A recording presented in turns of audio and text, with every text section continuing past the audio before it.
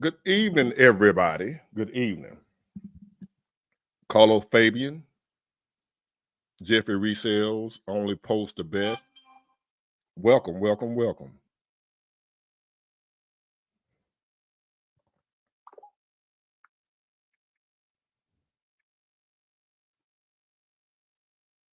What up, Moonchild? Glad the notification came. I guess I only posted one video today. I heard they only. I don't know how this thing works, man. I'm just gonna do the best I can. That's all I can do.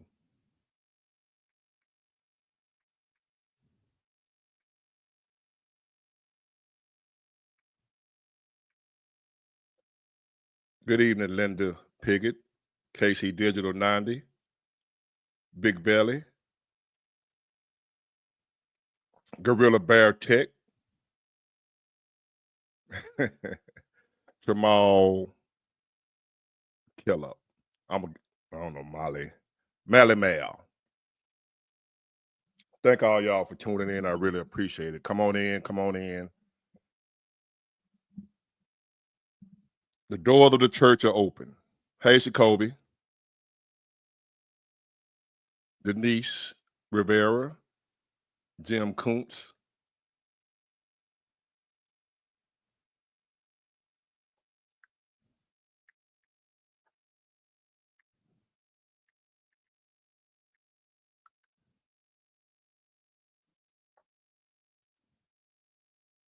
Y'all come on in and hit the like button as you enter the door. Go on, hit that like button as you enter. Thank you, Mike Anthony. I appreciate that. Every donation is greatly appreciated. Cause they busting my head about that truck. $7 grand. But that's everybody got a problem. Thank you, Sierra the Truth.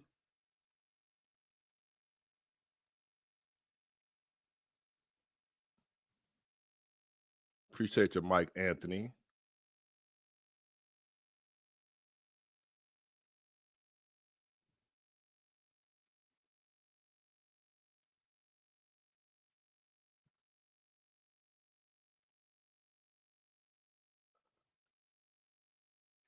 Yep, 7,000. It went from, it was supposed to be like 5,500, right?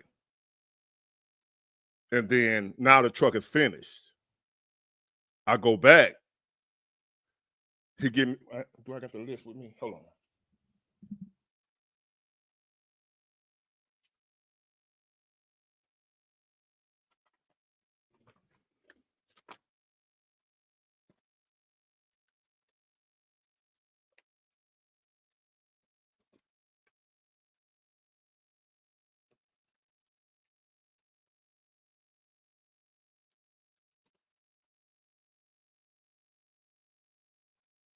Yep, he gave me one price, right? I go back. He said, it's done. I got some good news and I got some bad news. I said, what's the bad news? You owe me some money. Well, I was like, I already figured I owed some money. I'm thinking around about 5,500 what he told me. He said, that's what you looking at in that range. He handed me this.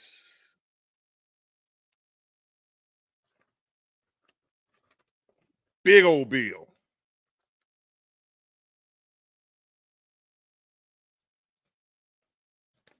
$7,000. Well, we had to put this hole here. We had to put another a screw right here. We had to put a bolt right here. We had to put a yoke right here. We had to put, I'm like, okay.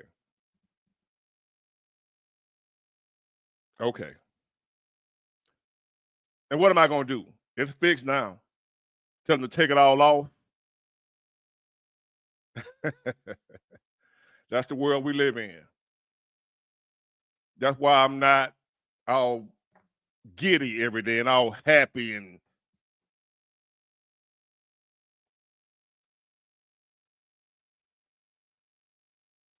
yeah, he was supposed to ask first, but welcome to the new world where people don't do what they're supposed to do. And you just supposed to put up with it and deal with it. So what's my options? Am I gonna go to court and say, hey, he said it was just gonna be 5,500? When the judge gonna say, you got that in writing? And the man gonna say, well, I was estimating. See, I already been through all this before. Well, I estimated it was gonna be 5,500, but once we got up under there, see, that's how a lot of women get done too with these mechanics or whatever. But me, I'm going in already knowing the game. So I still finessed them a little bit because a new transmission in the rig is almost like 9 or 10. So keep that in mind. I got a new transmission, the labor, new clutch. I got new everything. So that's around about 9 or 10,000, right? So I went in there and pulled them out. Oh Lord. I gave him the pull mouth. So we right round. See, I was thinking when he said 5,500, I was like, well, damn.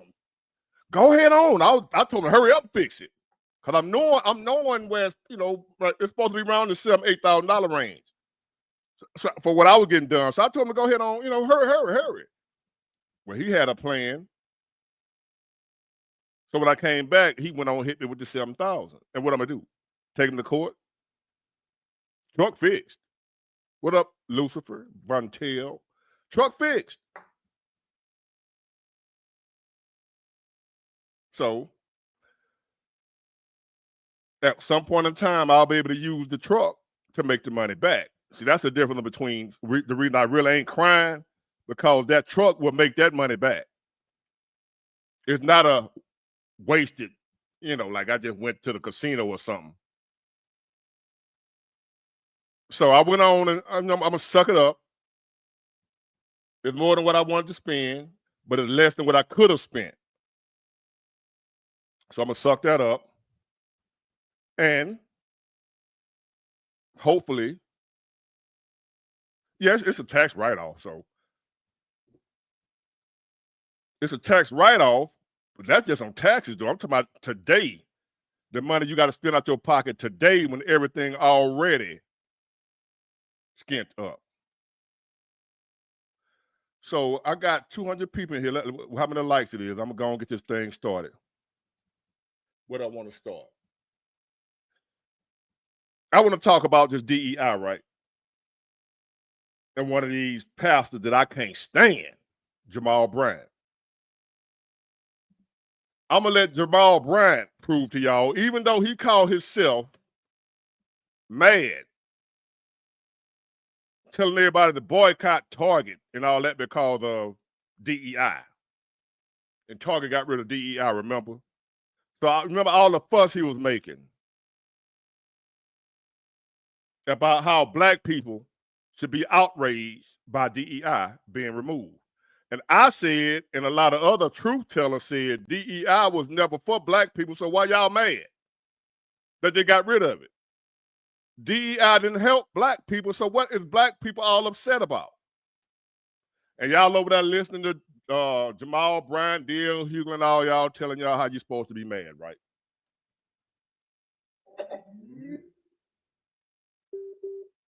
I could have been a great prosecutor, great lawyer. Because Jamal Bryant just slipped up in one of his great sermons, and he just proved my point. Let me show it to y'all.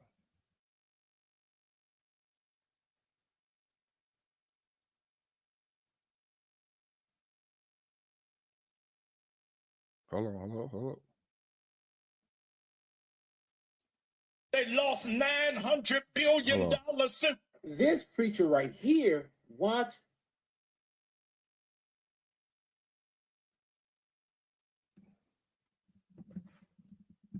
Make sure y'all can. Yeah. I feel bad for the brown people who thought they were better than black people, who are now facing deportation. I feel bad for the white women who didn't realize they were the real DEI hires. And we'll go Right there. Did y'all hear it? Did y'all catch that? Raise your hand if you caught it. Somebody raise your hand. Don't allow everybody to raise your hand at the same time. Did y'all catch what he just said? Somebody tell me if you caught it, what did he just say? What did he just say to give himself away? As to why is all these black people running around here in rage, protest, and target? I'm going to play it again. He said he feel bad for who I told y'all all along. Remember I told y'all DEI wasn't for black people? And he the main one raising, saying, fussing and hooping and hollering, you know how you do. Telling black people, us, how we should be outraged. He telling black people we should be he telling black people we should be outraged because of DEI being removed, right? But yet he right here telling you who DEI benefited. You got it, Tawana Morgan. The same man that's telling y'all to boycott Target and all the other places, he's not telling white women to boycott Target. He telling black people we're supposed to be mad about DEI. But yet he said this. Hold on. Lose their job. This preacher right here wants this. I feel bad for the brown people who thought they were better than black people, who are now facing deportation. I feel bad. What brown people is he talking about? Because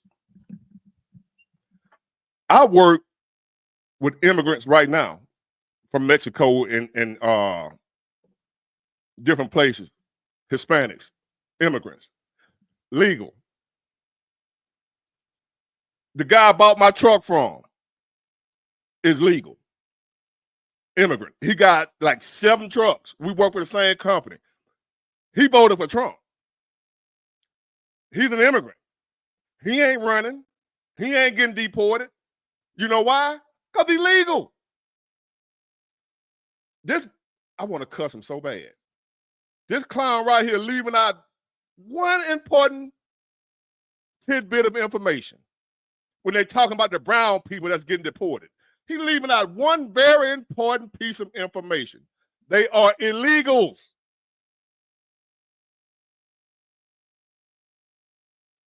Immigrants, this is a nation of immigrants.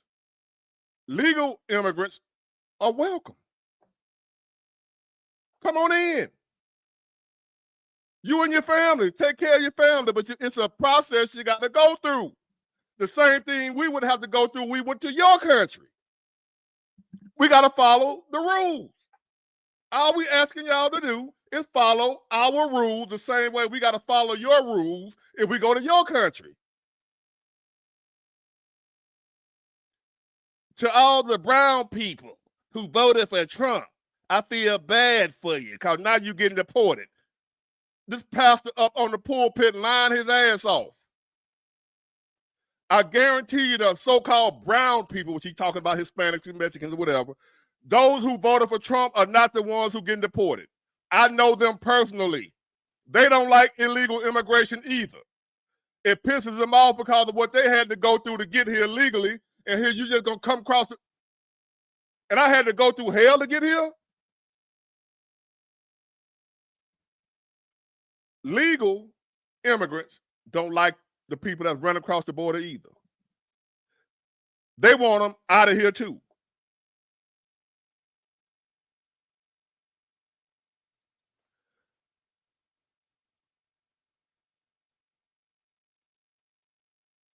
Now, I see we got a Democrat shield here, it looks like. Tree. I guess that's a woman, I don't know. But out of due respect, I had a barbershop talk yesterday with a Democrat that was in the office. I mean, that was in there. So, what was all right, say I agree with you, all right? Trump is a chump. I agree with you. Trump is a big old chump. What was our other option and what was great about the other option? Well, tell us why we should have voted for the other one and leave Trump out of it. Tell us, these idiots over here that voted for Trump, you know, I'm an idiot. Tell me why I should have voted for your guy or your girl, whatever the hell she is. That's something y'all can never seem to do. You can just say Trump is a chump. Trump did. Trump a racist. Trump. Okay. Let's say I agree with you. Trump ain't shit. Trump a damn fool. So tell me why the other person was better. Yeah, Miss Harris. That's right, Tree. Sell us on Miss Harris. Tell us some of the things you like about her, what she was going to do. What was the policies that you liked? She said she was going to do this, that, and the other. Fill us in, us idiots over here. So we can be on the same page with somebody as brilliant as you. Because we picked the wrong person.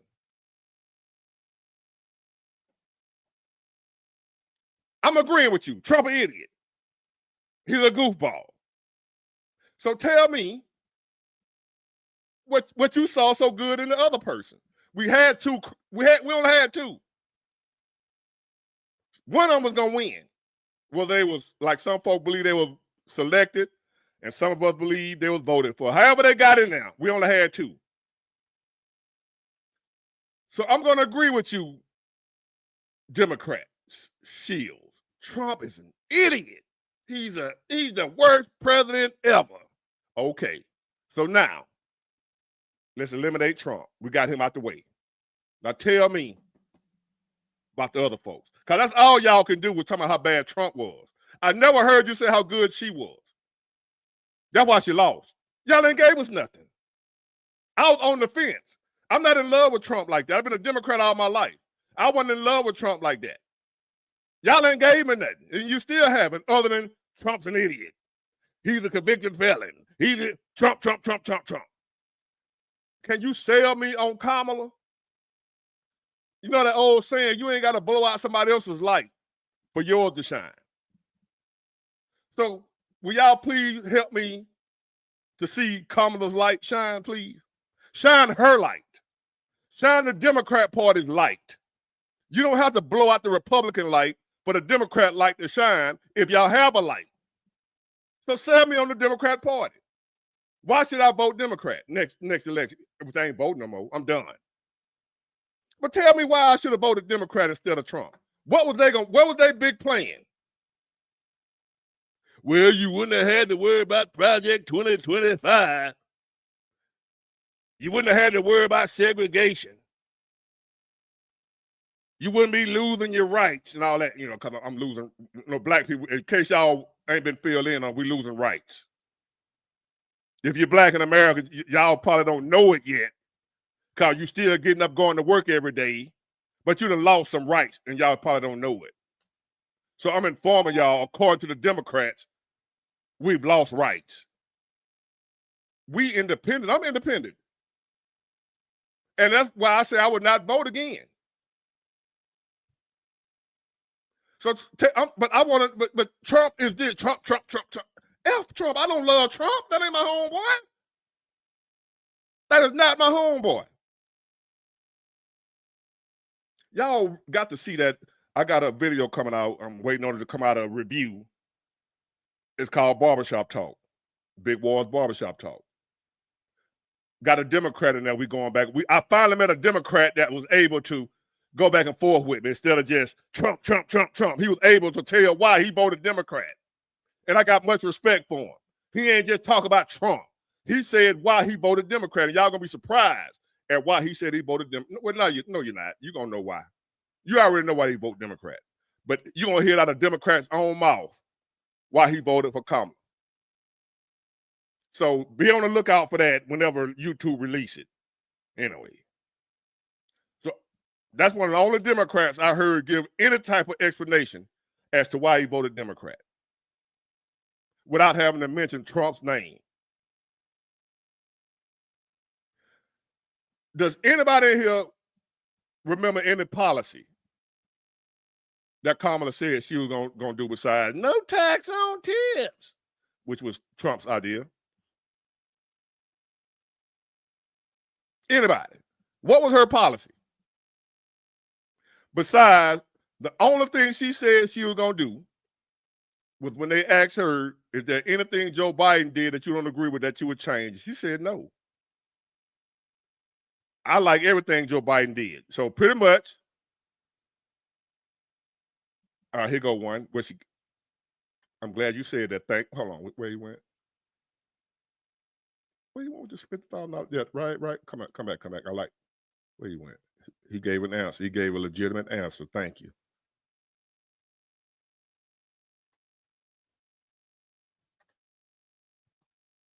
All right. She says she's gonna give a $50,000 business tax credit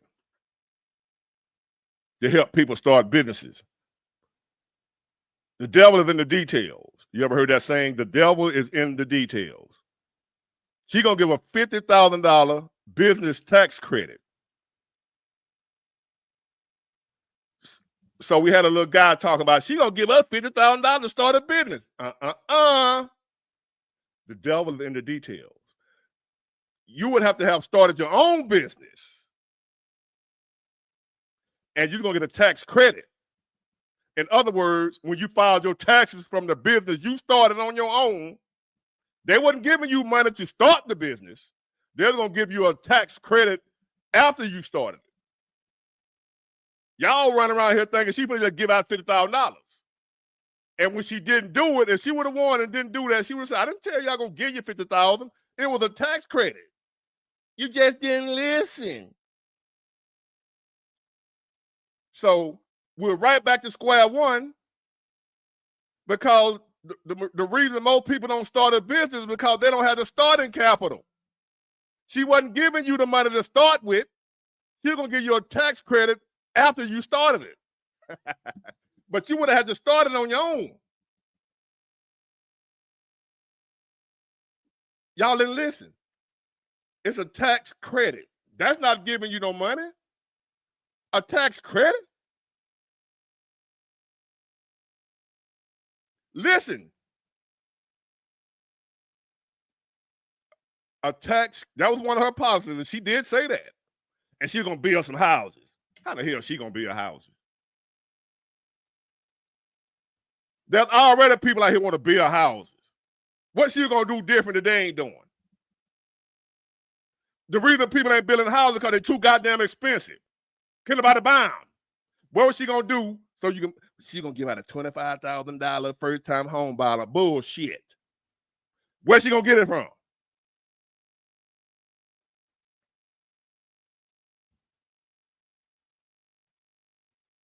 So anyway, let me get back to what I was talking about, please, Mr. Jamal Bryant. See that y'all catch this. All right, he said the brown people. He feels bad for the brown people. For the white women who didn't realize they were the real DEI hires and were going to lose their job. I feel bad. Again, one more time, Mr. Jamal Bryant. And to all you triggered and pissed off mad Democrats,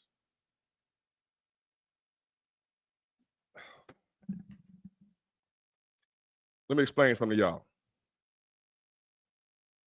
Feminism was for white women that battled against the white man.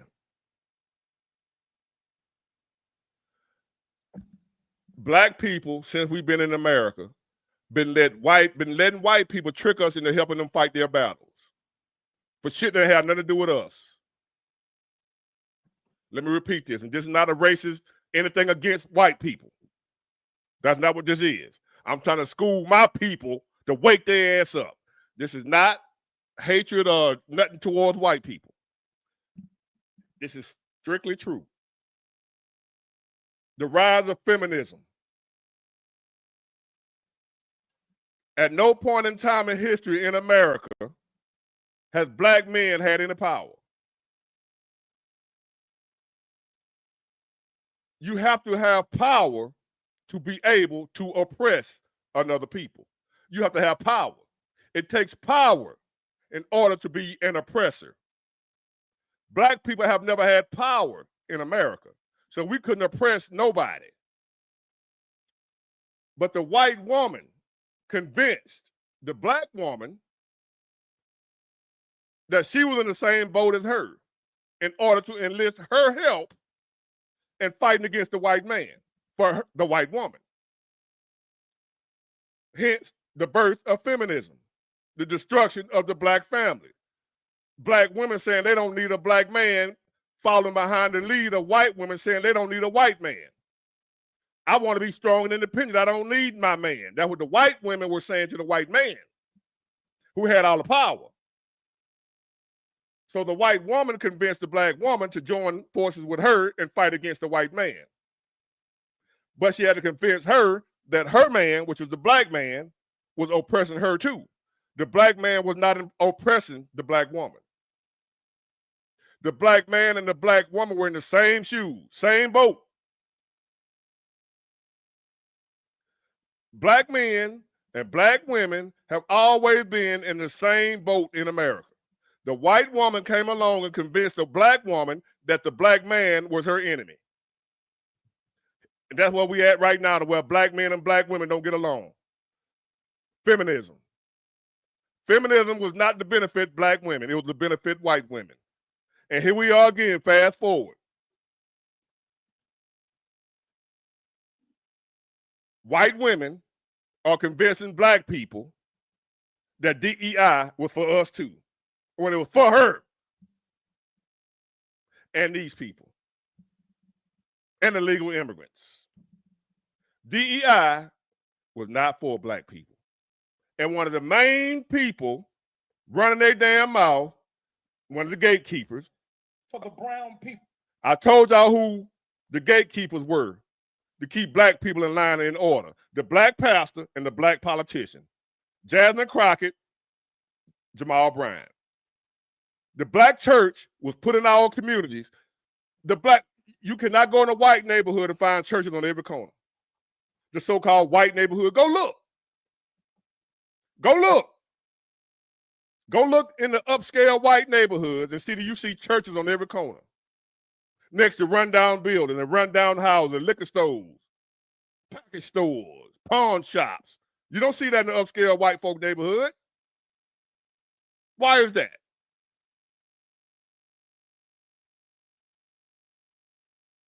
So again, these pastors have always been used by the real white supremacists, the real racists, the Democrat Party. Do y'all remember when Martin Luther King and all the civil rights workers were fighting for civil rights? The civil rights bill that y'all keep talking about, Trump trying to take, the 1964 civil rights legislation.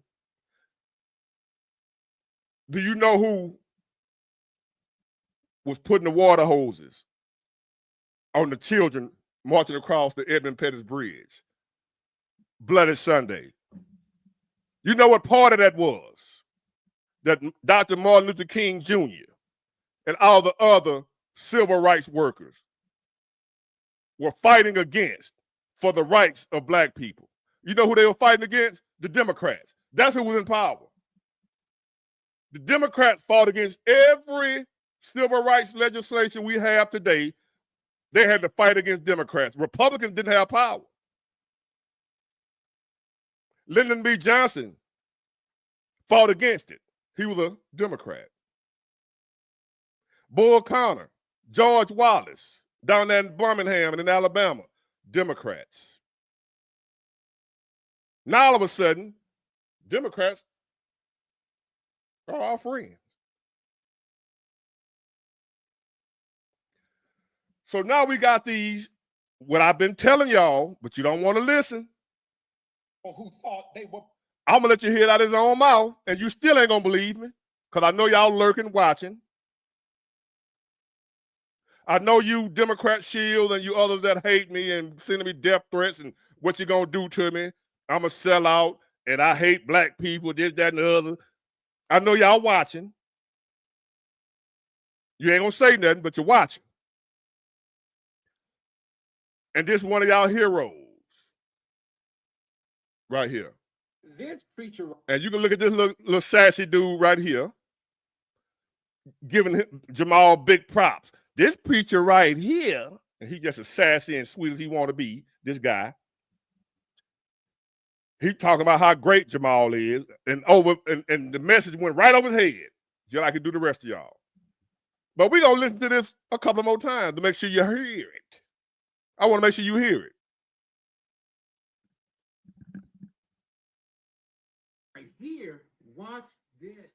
I feel bad for the brown people who thought they were better than black people, who are now facing deportation. I feel bad for the white women who didn't realize they were the real DEI hires and were going to lose their job. I feel bad for Columbia and the. Come on, people. Don't be stupid all your life. I'm trying to tell you. Did y'all not hear the man say he feel bad for white women who were the real DEI hires? Well, if they were the real DEI hires out your own mouth, why you telling black people to be protesting and be mad because you working for the Democrats? You getting your marching orders from the Democrats.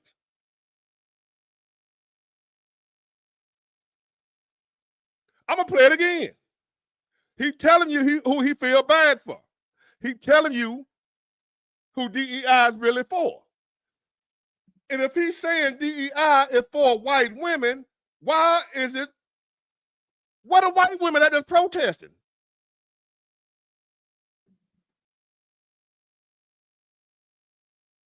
Can anybody help me?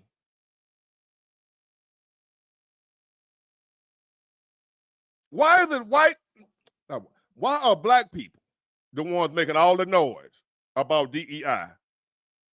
Because of what this man and Al Sharpton and the rest of them said, told y'all to do. Hey, you supposed to be mad by DEI. They diversity, equity, inclusion. That's against black folks. They trying to take away black folks' rights. The same man said that. The same man got a 40-day fast. Well, he's saying 40 days, no Walmart, no Target, no Sam Club. That's what he's telling black people to do. Don't go to Target because they removed DEI. And then turn right around and say, it's white people, not white people, white women he feel bad for because they were the real DEI hires. Come on, dude. And y'all sitting around here listening to these folks. And you're mad at me because I done woke up to, I done peep game. You mad at me because I ain't stupid like you.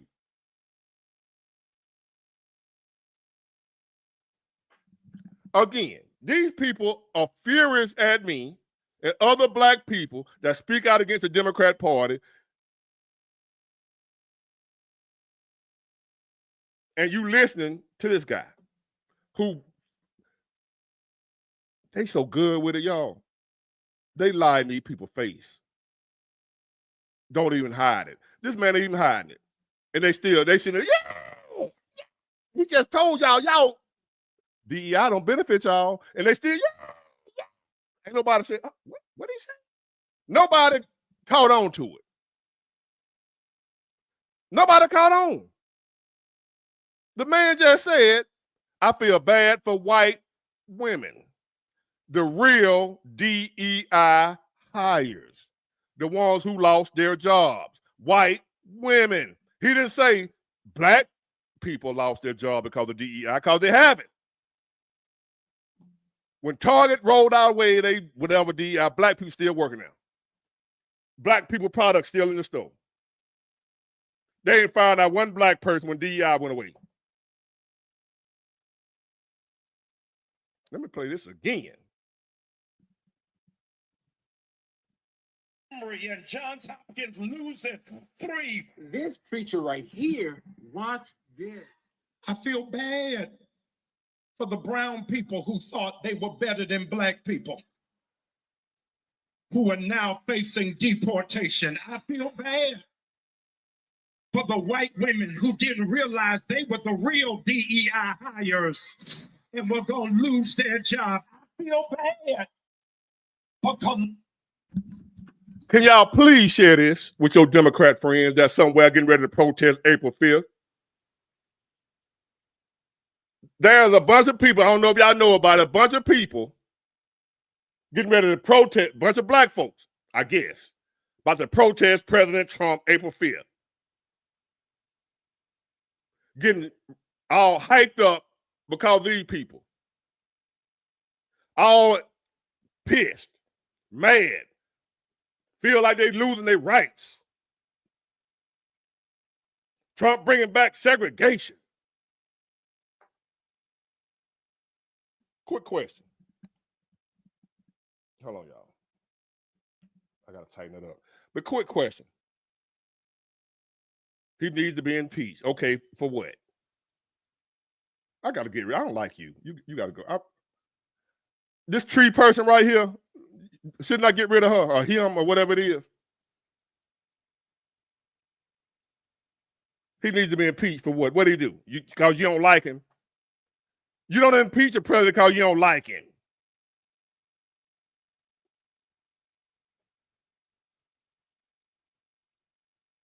Trump needs to be impeached. For what? What did he do?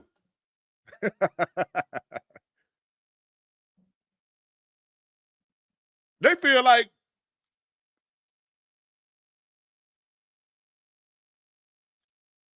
y'all remember when Trump lost to Biden, he said the election was stolen. Oh, the Democrat, oh, he crazy. He talking about the election was stolen. You lost fair and square. Now, they lost. The election was stolen. He needed to be impeached. It was rigged. Elon Musk bought it.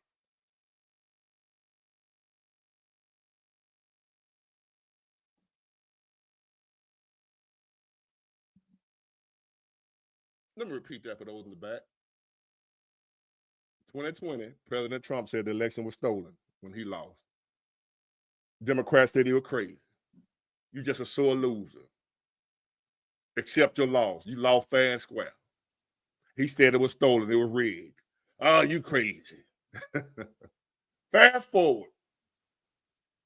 Democrats lose. He need to be impeached.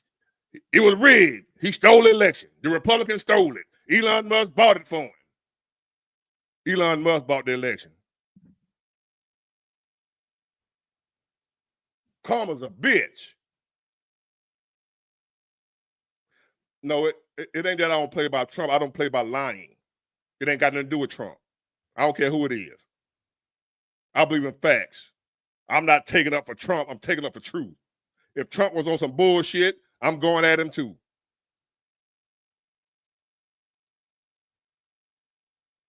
I don't know how many times I got to keep explaining that to y'all.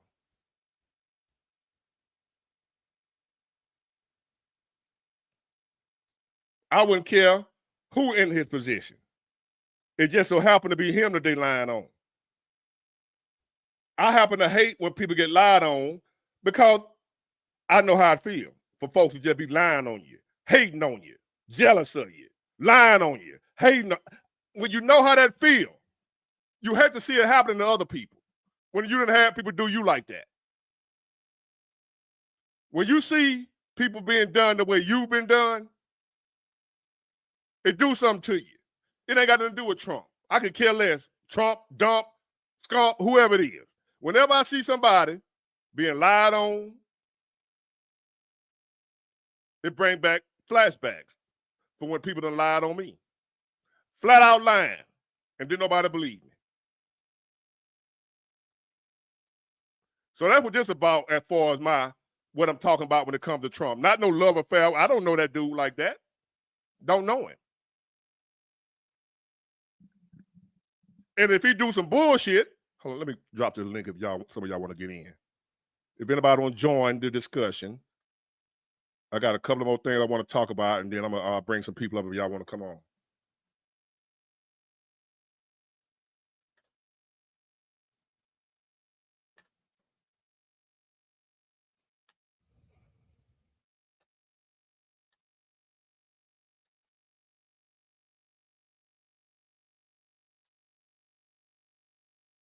Now,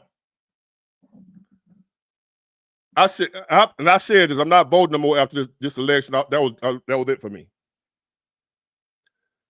And some of y'all may know I started back boxing, right? I used to box in the 90s. So I found my boxing coach, and I went to see. When I was sitting down talking to him, what's the day? Sunday. I was talking to him Friday. I went linked up with him Friday. We sat down and had a little talk, right? And he was like, he was telling me about how, you know what I'm saying, both sides, they're not running nothing, which most of us already know that or feel that way, that whether it be President Trump or whether it be Kamala, Democrat, Republican, they all being controlled by the big money behind the scenes. Depends on who donating the most to them is who they listen to. So basically, I'm done voting. And President, I can't see President is black. You're too dark. So you might be a troll. If I can't see you, you out of here. Oh, okay. I think I see you. But you good. All right. I got the hand on the button, but you good. Right. So I'm a boxing coach. And I'm gonna be taking some footage of me in that boxing too once I get in shape. I'm out of shape. My hand's still good, my power's still there, but my endurance, my lungs, like I've been smoking a pack of cigars the day, and I don't smoke. Boxers are the most conditioned athletes on the planet. Boxers and I would say basketball players. But boxers number one. My arms felt like they was on fire. I couldn't feel my arms. So I got to get back in shape because I got a lot of people threatening they're going to run up on me. And I don't want to have to pop nobody. I want to put them hands on you. I prefer to put them hands on you if you run up on me. But if I have to, I'll put that fire on your ass too. Whichever way. I'm going to win. Because I don't bother nobody. Hold on. All right, we done got that out the way. Damn.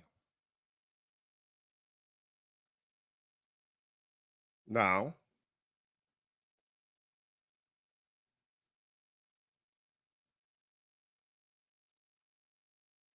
I want y'all to listen to this, and then I'm gonna go into bring some people up. I think the thing what you just may not know, she wants you to believe that she's. It's about to be.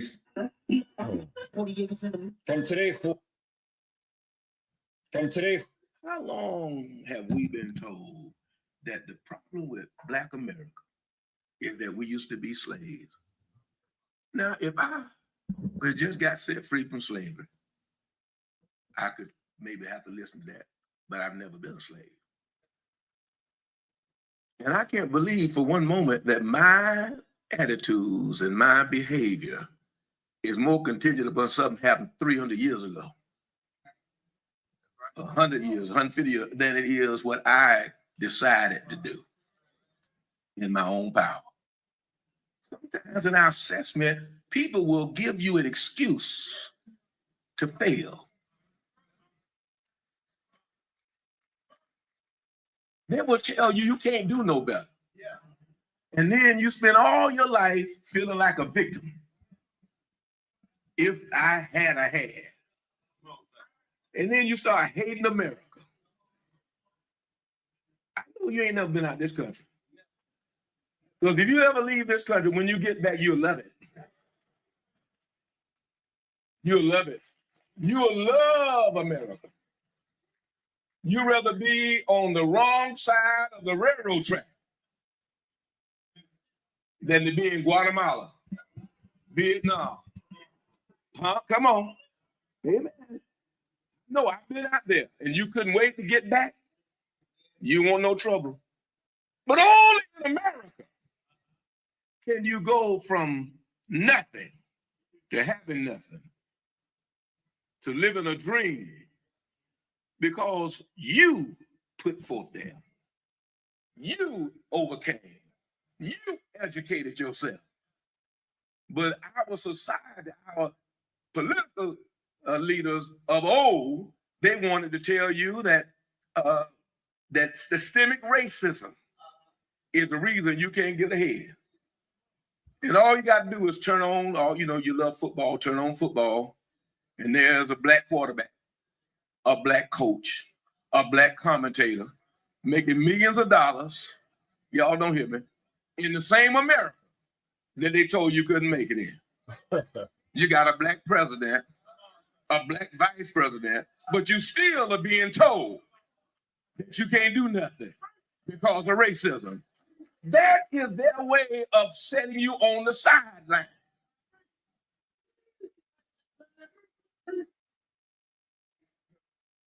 They won't tell you the reason that you're having problems because your walls have been torn down. You won't devote yourself to one woman.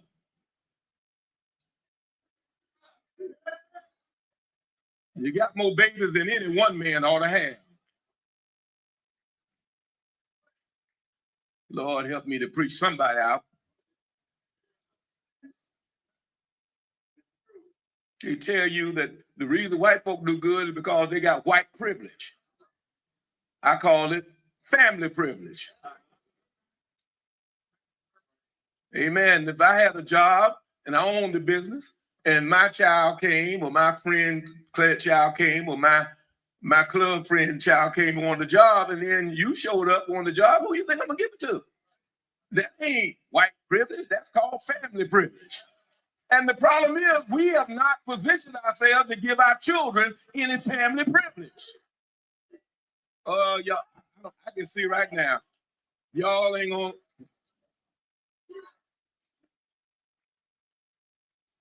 They got us hating folk to tell us to get a job. I think Trump got in and put something out, say he done rolled back 150 years of civil rights. And that's a lie. You can't roll that back. You can't do no executive order and roll that back. But I'm going to tell you something else. Even whenever we were under Jim Crow, there was one thing that had power, and that was a power relationship. And if you could get along with people, even under Jim Crow, you could rise up. Y'all don't hear me. Laws are not what we're dealing with. What we need is respect. We need honor. We need honesty. We need truth. We need loyalty to our children, our wives, and our husbands, our church, and our neighborhood. Oh, I can't.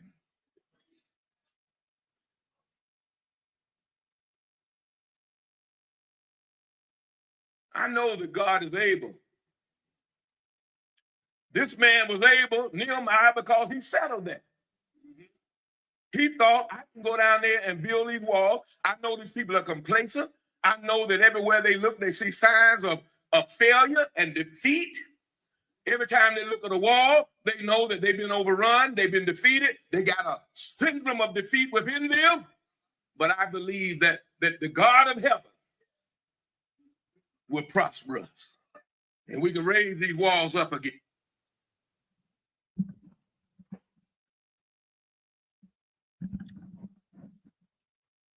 So my man said, this dude a joke. So I want y'all to see who the joke is. I want y'all to look at a joke right here. See that joke? If you heard anything this man just said, or he might be calling me a joke, who knows?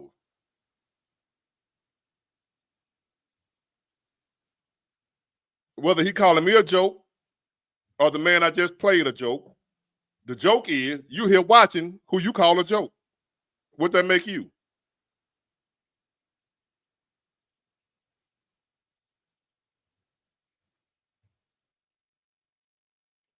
And if you want to know what is this God in heaven, you go ask him, don't ask me. If you don't believe in God, that's your problem. I don't know where he at. I can't tell you where your God at. And my God ain't worried about you.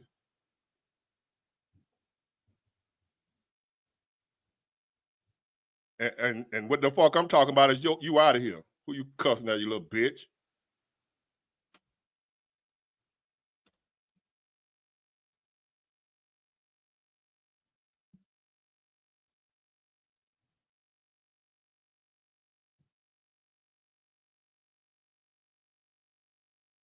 Mm, mm, mm.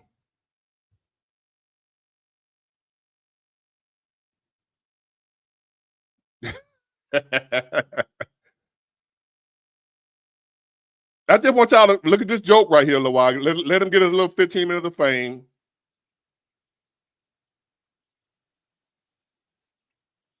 This man wasting his time watching jokes. He's not watching something productive.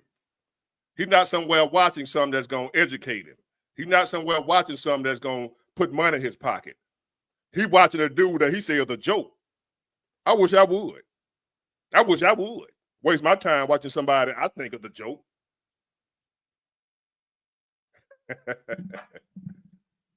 The hate is real, ladies and gentlemen. I can care less about a hate. You can get hit by a car. I wouldn't care. I wouldn't even call her ambulance. I look at you roll around the street. I walk right past. I step over your ass. We didn't call the ambulance. When I see a hater get hit by a car, I keep right on walking. I ain't seen nothing. Get your ass out of here. Now let me bring Bakari up, and then President is Black. I got my hand on the button. My brother Big Ward. What's going on? What's going on? Let me go ahead and turn my TV down, man, so we don't get that reverb. Hey, look, man, keep doing what you're doing, bro.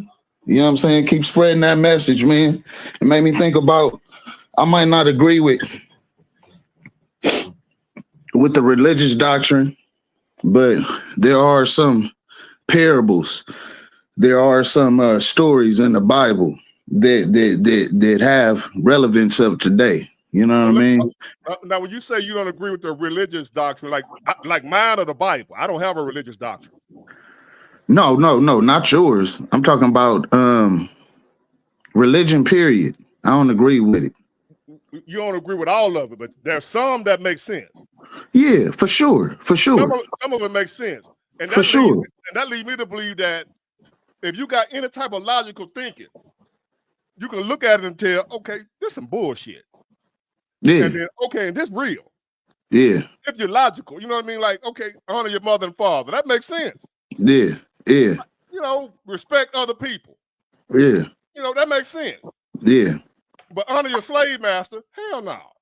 No. Love your enemy, hell no. No.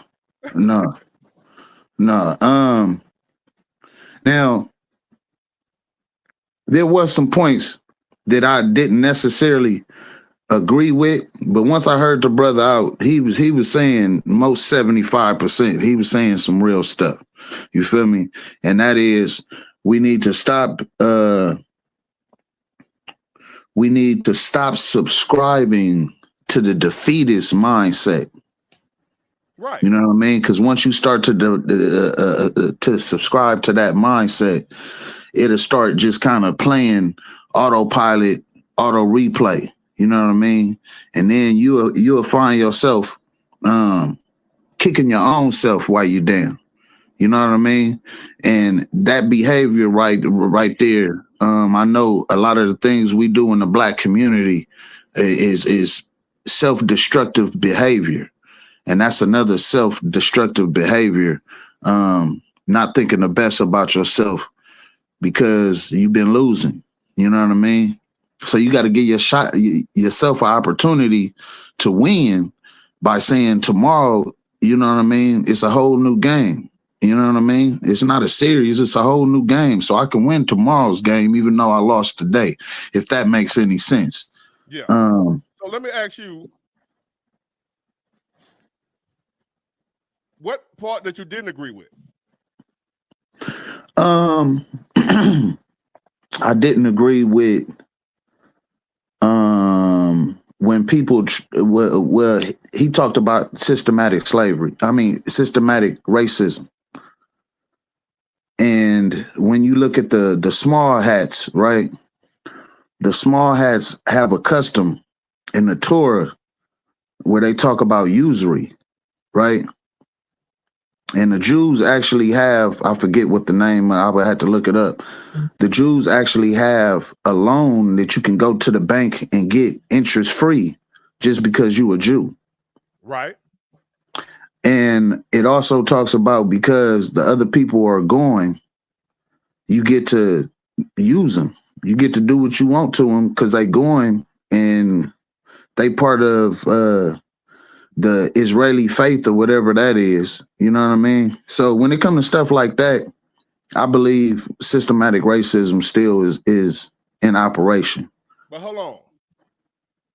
How is systematic racism holding a black man down because Jews loan money to other Jews? How is that holding you down? Because black people don't loan money to other black people. Well, the whole thing about it is, you get my question. You yeah, say, you just gave an example of how the Jews do towards other Jews, loans that are made just for Jews. yeah. So we got some black people with all kinds of money. Why don't they do the same thing that other races of people do for their people? How are we blaming the other people for looking out for their own when we can do the same thing? But we call that systemic racism because they're looking out for their own, what you call self-preservation. True. I was just having this conversation with my pops, telling him I don't think integration did us right. Oh no. Because we actually own more back then than we do now. I got called crazy for that. When you look, what you just said. When you look at the homeless population in the United States, 40% of the homeless population is black folks. So the integration, did the civil rights help us or did it hurt us? I think it harmed us more than it did helping us. Civil rights helped us. Integration hurt us. Okay. We needed to have the same rights they have, but we also needed to be able to be in a position where we got our own. We didn't have to, for sure. Why we needed theirs. We wanted some of theirs instead of our own. Give me a piece of your cornbread. No, I want my own cornbread.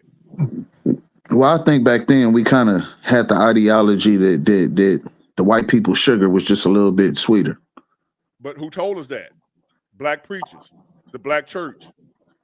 The black church been always, I just told you, the gatekeepers, the biggest downfall to the black community has always been black politicians and the black church, the black pastor. We went to church to hear that stuff that we needed to be with they told us that. And we believed in them, and they was always put up. Where the black pastor in America come from? Our church system. Slave quarters. Them church buildings that they go in and got the black pastor up there with all that, the Jamal Browns of the world, that was given to us by our enemy. And we ain't let it go. Oh yeah, to water us down for sure. It ain't been no Nat Turner preachers. You hear what I'm saying? Well, Nat Turner started out like that. Yeah. Nat Turner started out as one of them Jamal Brown preachers. He was put there by the slave master to keep the rest of the slaves in order. Well, yeah, to keep them docile. But after he started reading himself and he started studying it, he realized, hold up, that ain't what this say. Y'all lying to me, and I'm lying to my people. Yeah. This don't say that we're supposed to be slave to you. Mm-hmm. And that's when he led the revolt. Yeah. That same Bible that he was using, because people can get that Bible and twist it and manipulate it to say whatever they wanted to say. And if you don't know it for yourself, or you don't know the history of yourself, you believe whatever somebody tell you. Yeah. So Nat Turner, the same Bible he was using to tell a slave to turn the other cheek, honor your slave master, the same Bible he saw in there that made him want to go kill a slave master. Mm-hmm. In the same Bible. He didn't get a new Bible. He just read farther up into it and realized, hold up, that ain't what this means. Yeah. Next thing you know, he led the greatest slave revolt known to man. Yeah. Yeah. The rest is history. Yeah. And I think that why I talked about Nat Turner is simply because of that reason. He did the whole 360. Exactly. You know what I mean? He used to be, or should I say 180? He used to be one way, and then he decided another way. It's interesting. Okay, one of the things I will talk about is the brother talked about it's black coaches and black this, black players and commentators. Where are the black owners at? Well, And I'm not saying. Yeah. Hold on, but listen, you're going real high. Yeah. And the reason I say you're going real high, because say football, right? Mm-hmm. There's 32 teams? Yeah. So you only got 32 owners. There's a lot of white people that don't own football teams either. True. It ain't just black folk. It's a lot of white folks that don't own teams and are not allowed to own them. There's a lot of white people that got rejected from buying a football team. Did you know that? Yeah, I could believe it. I could believe it. I'm telling you, there are white people that are not allowed, even if they got the money. They got to meet other qualifications other than just being white and rich. It ain't that simple. So now you got, it ain't just about your race. Do you got billions of dollars to buy one of them teams? How many of anybody got billions? Not just white folk, and black folk. Who? Ain't but a handful of billionaires in the world. You got to be a billionaire to buy a football team or a basketball. You know what I mean? Yeah. So that's more about finances than race. Well, I was speaking as in the perspective of, you look at the best players, you look at who brings the level of energy inside of sports. Nobody else do it like us. So back to what you saying about supporting our own. That's why I think we should support brothers like Ice Cube that got the big three. You know what I mean? He giving brothers that used to be in the league that, after the league used you for how many ever years and they don't see any value in you anymore. They either send you overseas or you just retire. I'm glad that brother. Hold up a minute. You say after the league used you. Yeah. Them boys multi-millionaire, $100 million men. How they got you to play a sport? Well, I mean, they was getting used for their attributes. I'm not saying used in the way. Basketball, use me. Oh yeah, for sure. If I could make 33 million and if I could make 100 million in 3 years, bro, yeah, use me too. If I could make 10,000 to go play basketball, I do it. Instead I hear somebody's job. For sure. That ain't what I see. When I hear folks say about they use them, they slavery, it's modern day. Come on, stop. Well, I didn't mean abuse them. They ain't using them. I ain't mean abuse them. I just meant that they use their talents, you know what I mean, to try to get to another championship, whatever the case is. But you right. We must invest in one another like FUBU, man, for us, by us, man. That's the only way to go. And you got a slave mentality if you don't see it that way. You know who coming against Ice Cube the most? Our people? Yeah. You know who hate Ice Cube the most? Yeah. Black people. Yeah. To where he was looking at like, am I really fighting for y'all? I mean, and the crazy thing, Big Ward, at least Donald Trump was up. He had the lines of communication open. You call me, tell me you want to talk to me, you want to talk about Black America, I'm going to tell you what I'm thinking about. You know what I mean? It was the line of communication. With Joe Biden, it was, nigga, we holler at y'all after we win this election. And when Ice Cube told the black people, They turned against Ice Cube. They turned against Joe Biden and Democrats. When Ice Cube said, look, I went to both parties with the plan for Black America. He had a plan for Black. That's the name of it. Plan for Black America. It's what else? It don't get no blacker than that. Yeah. The name of it is Plan for Black America. Wasn't it the Platinum Plan? I think that's the name, but it had something to do with Black America. Yeah, yeah. But whatever, you know what I'm talking about. He took it to the Democrats. Yeah, yeah. He took it to the Republicans, which was Trump. He said Trump sat down and listened to him. Democrats ignored it. We ain't got time for that. He told black folks that, and guess who the black folk turned against? They turned against him. Yeah. They ain't turned against the Democrats. Yeah, or the Republicans, but they turned against we turned against each other. Ain't no hope, man. Ain't no hope. I kind of the more things I see that happen to us, shit that happen in the community. Because I'm right here in LA, you know what I mean? And I see a lot of shit that our people, what's on our minds, you know what I'm saying? How we view each other, how we approach each other, how we talk to one another. Hold on, President, I got you up too. I brought you up here too, so I got two of y'all on here. President Black, what it do, my brother? How we doing? What's going on, family? Peace and blessings. Yeah, well, I ain't want to keep you out there waiting too long, man. So I'll let you join in on the conversation. Hey, man, it's good to be on your platform, man. I check out all your videos. Y'all hear me pretty good, right? Yes, sir. Yeah. So, man, I'm loving what you do, man. You don't even know what you're doing for people, man. Just the everyday. You think it's doom and gloom, but you know, for some people, you giving them understanding on how to, you know, cope with this shit that we seeing, man. A lot of people see what's going on, but they can't really identify what it is. So, man, I just want to commend you for doing that and putting your energy towards that, man. I appreciate it. Yeah. So where you from? Say it again. Where are you from?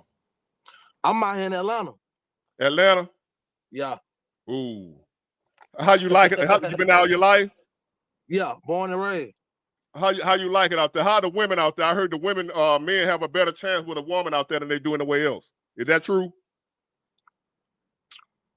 You know, they say 17-1 out here. So is that a good thing? Are the women worth being with, is my point. Well, right now, Ward, I think it's a major gender war thing going. This social media thing very powerful, man, because I don't care where you at. We all going through the same problems, man, you know. You know, just dealing with all the, you know, the different things that's out there, you know, the things that control the mind and stuff like that. So, you know, I mean, it ain't no substance out here really, but you know, you just gotta make it do what it do. You got whatever you want, whatever you're looking for, man, you just gotta make it happen, you know? Right. Yeah. So you working pretty good? Oh yeah, I got my own business and I work, man. So what's your business? So if you don't mind me asking, is it something that we can help you with? Yeah, I got it's like a fruit shop, right? We sell fresh fruits and desserts and stuff like that inside of little flea markets. And you know, my work thing, I do like a little security thing or whatever. That's what I'm doing right now. So, you know, even right now I have to mix in everything. I seen when you went through that mall, bro, you know, people not understanding because, you know, if you got a 9 to 5, you don't really know how it is on a day-to-day basis out here. You know, it ain't no money out here. No, we talking about in Atlanta too. We in Atlanta. I'm in Atlanta. You know, it's a little bit faster than Alabama, but the streets is effed up right now, bro. Empty. It's dead. It's dead, bro. You can. Just what you just said, man. I was in the mall. I had to bring you down, Bakari, because of that. What you know, I can't let that be seen. What you were doing. Yeah. So when you finish, I'll bring you back up. As far as YouTube policy, they won't let me show what you know. Yeah, I can't hear you, but I had to bring you off the screen. But I see you. So whenever you're ready, just hold me thumbs up whenever you finish. All right. Yeah. So like you said, when I was in the mall, man, anywhere I go right now, you can feel the energy in the air that is just dead. It's ugly, bro. No excitement. Nobody is like, when that money flowing, even if you ain't getting none, you can tell other people get money. Even like when you said when you going out, bro. I'm something like you, bro. I go out. I like to go out during the weekday or whatever, right? Yeah. And you know, generally a weekday is a dead. You know, shit ain't gonna be jumping like that. But you know, sometimes I might find myself on the weekend. Even the nightlife, bro. The nightlife is dead. People don't got the extra money to go, you know, go clubbing and go spend that little $50 to $100 or whatever, get them few drinks and stuff. We got to get through it, bro. We got to get through it. You know, somebody who really changed my life and perspective on things, bro. And I want y'all to go check him out if you ain't already did it. But Dick Gregory, man. Oh yeah, yeah. He gave me a lot of insight on what I was seeing, you know, that I couldn't really you know, pin the tail the donkey on. You know what I'm saying? Like just pinpoint out. So, you know what I'm saying? And one thing he always stressed was like, hey man, you know, like I said, what you do, not to knock what you do, it's perfect. I love it, you know. You know, you give it, some people call it doom and gloom, but I love it. You know what I'm saying? That's the reality. I love the reality thing. I ain't with the bull. So, but you got to go with this ride, man. We on a ride right now, man. And you just, it ain't none of your business. You can't try to figure this thing out and say you're gonna do this and that. You can't control it. You get what I'm saying? So Yeah. put your seatbelt on, enjoy the ride, and then whoever come up on top of this, man, you know, we can look back and say, hey man, we went through that, man. We got through that. You know what I'm saying? So hopefully we can be able to say that, but you know, that's just what it is, man. Man, I'm glad you said it like that, that you hope that we able to make it through this. But to be honest with you, I don't think so. This don't Yeah, feel right. it's something new. It's It something don't new, feel man. right, man. I done been through It's hard something times new. and struggle before. This different. And I'm only 28, bro. I'm only 28, so you don't have a lot more life than me, but I ain't never seen it like this either. You know, I've been living a grown life since I was 16, 17. You know, I ain't never seen it like this. You know, so you know, it's something new. I'm getting through it. You know, and man, but it's hard, bro. Anybody who trying to sit up here and got a situation where, you know, things are going to float and you're not liking it and you want to switch it up and stuff like that, it ain't the time for that. If you got a little money, it ain't time to be trying new investments and all that old shit. Uh-uh. Go for what you know, man. Stick for what you know. Like it's real out here, bro. It's real. And I'm glad you said that, man. As far as once upon a time, like this question right here, why is it different?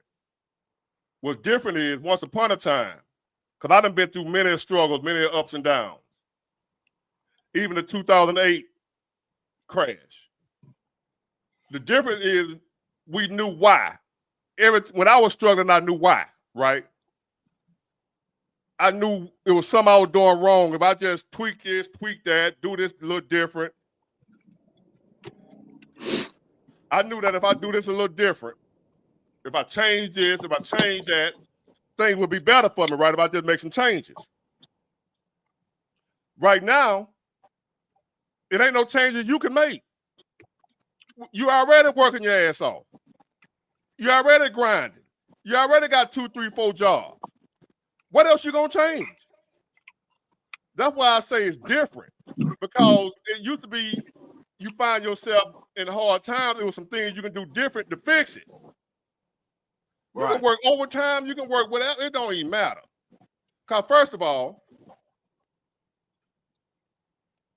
if you've been out looking for, like if you already got your house, you've been in a home for 20, 30 years, you don't know what I'm talking about unless you're somebody who out here recently trying to find a place to stay. With these new prices, when you got rent in my little hometown, $1,500 a month.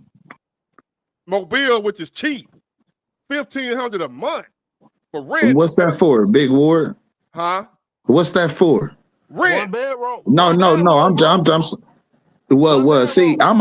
I'm out here in Inglewood, bro. In Culver City, they got singles for $1,850. You know what I'm saying? It's crucial out here in California, bro. So you know what I'm talking about. Yeah, yeah. So but that's California. Y'all always been high. Yeah. But I'm in Mobile, and you got places that I ain't talking about top notch. For $1,200 to $1,500 a month for a 1 bedroom. So if you ain't on some type of government assistance, I understand why a lot of people won't get off of it now. I get it. How many people can afford like double edge $1,850 a month? Just rent, bro. That didn't include how much that is. Okay, $1,850 a month rent. You got utilities, gas, life expenses. How much money you gotta make? We talking about 2,200-2,300. You gotta bring in every month faithfully. Yeah. Hold on now. That ain't enough. If you bring in 2,200 and your rent $1,850, what you got left? I'm saying you need to have that 2,300 just to cover your living situation, bill, rent, lights, whatever. So a little grocery, little ins and outs, stuff like that. Well, not even include ins and outs. You know what I'm saying? Just your basic, the rent, lights, to keep your shit going. Because we got people right here now complaining. I see they put their light bill and their phone and their gas bill or whatever on Facebook or whatever. People out here paying $500, $600, $700 a month electric bill, especially in the summertime in the South. You looking $500, $600 a month in electric bill. People be crying. Water bill, all that stuff. Like, so who can afford that if they paying? And then they say, well, they got hiring signs everywhere. You know what I'm gonna do? I'm gonna take some pictures of these. I'm gonna show y'all. I'm gonna film some of this shit of these jobs hiring, and they paying $13 an hour, $15 an hour. What the hell you gonna do with that? Now you can't. $13 an hour in 2025 is equivalent to $725, $850 an hour. If that much.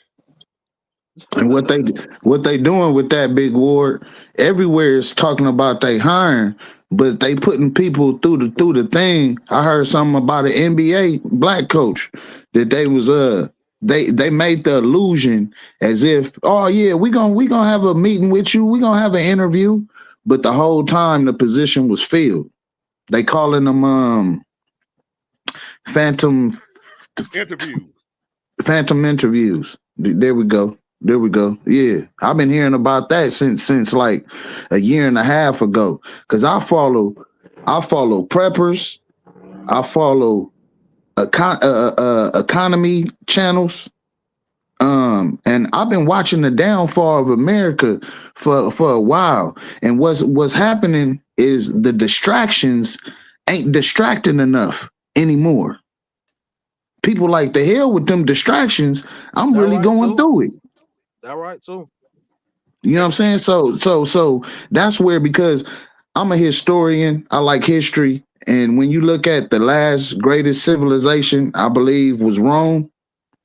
When Rome started to fall, the same thing happened. That's when they introduced the Colosseum. That's when they introduced the cooking shows to show you the diet of how the Greeks and the Romans eat.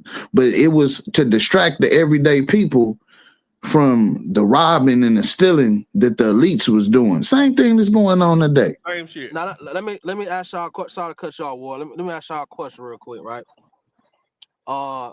Elder guy that I have around me a lot of times, he put some on my brain, right?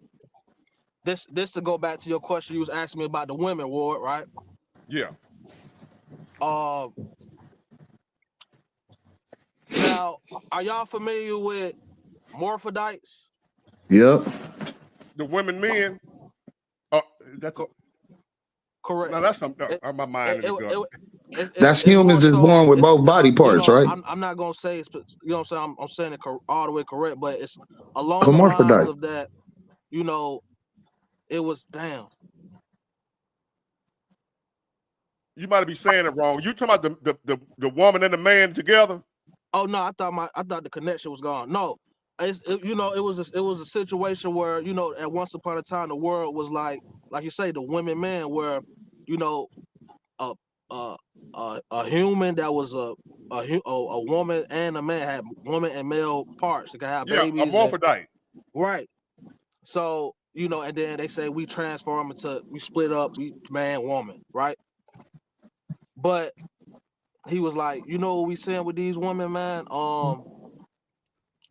You know, at once upon a time, you know, women ruled the world. He was breaking it down like this. And I just want y'all input on this. He said women rule the world. Yeah. And who said that? This the old guy I'm telling you about. Now, no disrespect to women. Yeah. But that ain't true. But I'm saying, if you wanna, let's just say the morphodite thing is true, right? Let's just say it's true. What we seeing now, basically, long story short, is the woman trying to get their power back. No. That's what that it's a subconscious thing, Ward. It's a subconscious thing. That's how I thought about it. Nah, that's some Dr. Umar type shit. Nah, that's some bullshit. That's the only thing. That's the only thing I can come up with. No, the morphodite, what you talking about is like a birth defect, like people born with 6 fingers. That's all it is. Yeah, that's people born with both body parts. Yeah, that's all. That's a birth defect. Okay. Ain't got nothing to do with once upon a time women rule the world. They ain't built like that. They weren't built. As a matter of fact, they didn't even want to. Women don't even want to rule the world. They don't want to be bothered with all that shit. You're right. Cause you got women right now wishing they can go back to the house. Like, who the fuck decided they want to come out here and work? I hear women say that all the time. They would rather go back to being a housewife than to be out here on these folk job, putting up with all this bullshit. It was the government trying to play the man role. Yeah, trying to play the man role, and it was the government thinking that that's what they wanted to do. It was the government. And now you got women saying, "Man, F this. I don't want to pay my damn bills and have to go to work and all that type shit." They were like, "Man, I'd rather be at home, you know, watching the stories and like how grandma used to have it." They don't want to do this shit. I guess I'm just trying to make sense of what I'm seeing out here, man. That's ain't no sense to be made of it. That's what we all trying to do. And what happens is you got to be careful who you gravitate and who you listen to, because people you got people out here that will take advantage and prey on you because they know you looking for an answer. That's right. Keep that in mind. If y'all listening to me right now, that's right. There are people out here that know people are out here looking for an answer. They know people are out here feeling hopeless, looking for hope. And you got people that will prey on that. The so-called the hope dealers, pastors. They ain't poverty pimps. They ain't dope dealers, they're hope dealers. Pay me, and I'll introduce you to God, and He's gonna make everything all right, but you gotta pay me first. So he riding fat while you still broke. Trying to make sense of it is a waste of time. But you said earlier, just ride it out. Let me see, Sapphire. Y'all hold on, I'm gonna bring. It looks like it's 2 of them. You 2 women? We got some sisters coming We out. got some women now. Let me bring these women out here now. Y'all, let's see what they talking about. I'm gonna keep my hand on the button, y'all. Y'all ready? Thumbs up? Yeah. Let's go. I'm talking to the ladies right here. Y'all ready? Oh, okay. Now, I hope they ladies. I hope they ain't calling some men ladies. Let me see. Hello. So y'all are ladies. I got it right. Yes. Well, y'all do. My bad. Let me take that back. I don't know what y'all identify as. You know the world we living in. Y'all look like women. Yeah, baby. I'm a woman. I'm not gay. I'm not no transgender or nothing like that. I'm a full-fledged woman. I don't want to be disrespectful. This is me and my daughter. Okay. Well, how y'all beautiful ladies doing? We blessed. And what's on your mind? You? No, let me stop. I'm just trying to see what y'all talking about because I've been looking at some of the stuff you've been having going on.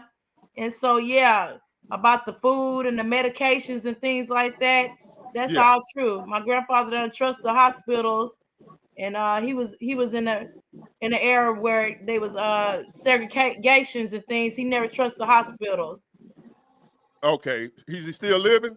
No, he died from digestion problem, and so we just started. Me and my daughter been starting to drink teas and natural herbs and stuff like this. So we just trying to see what you all are talking about.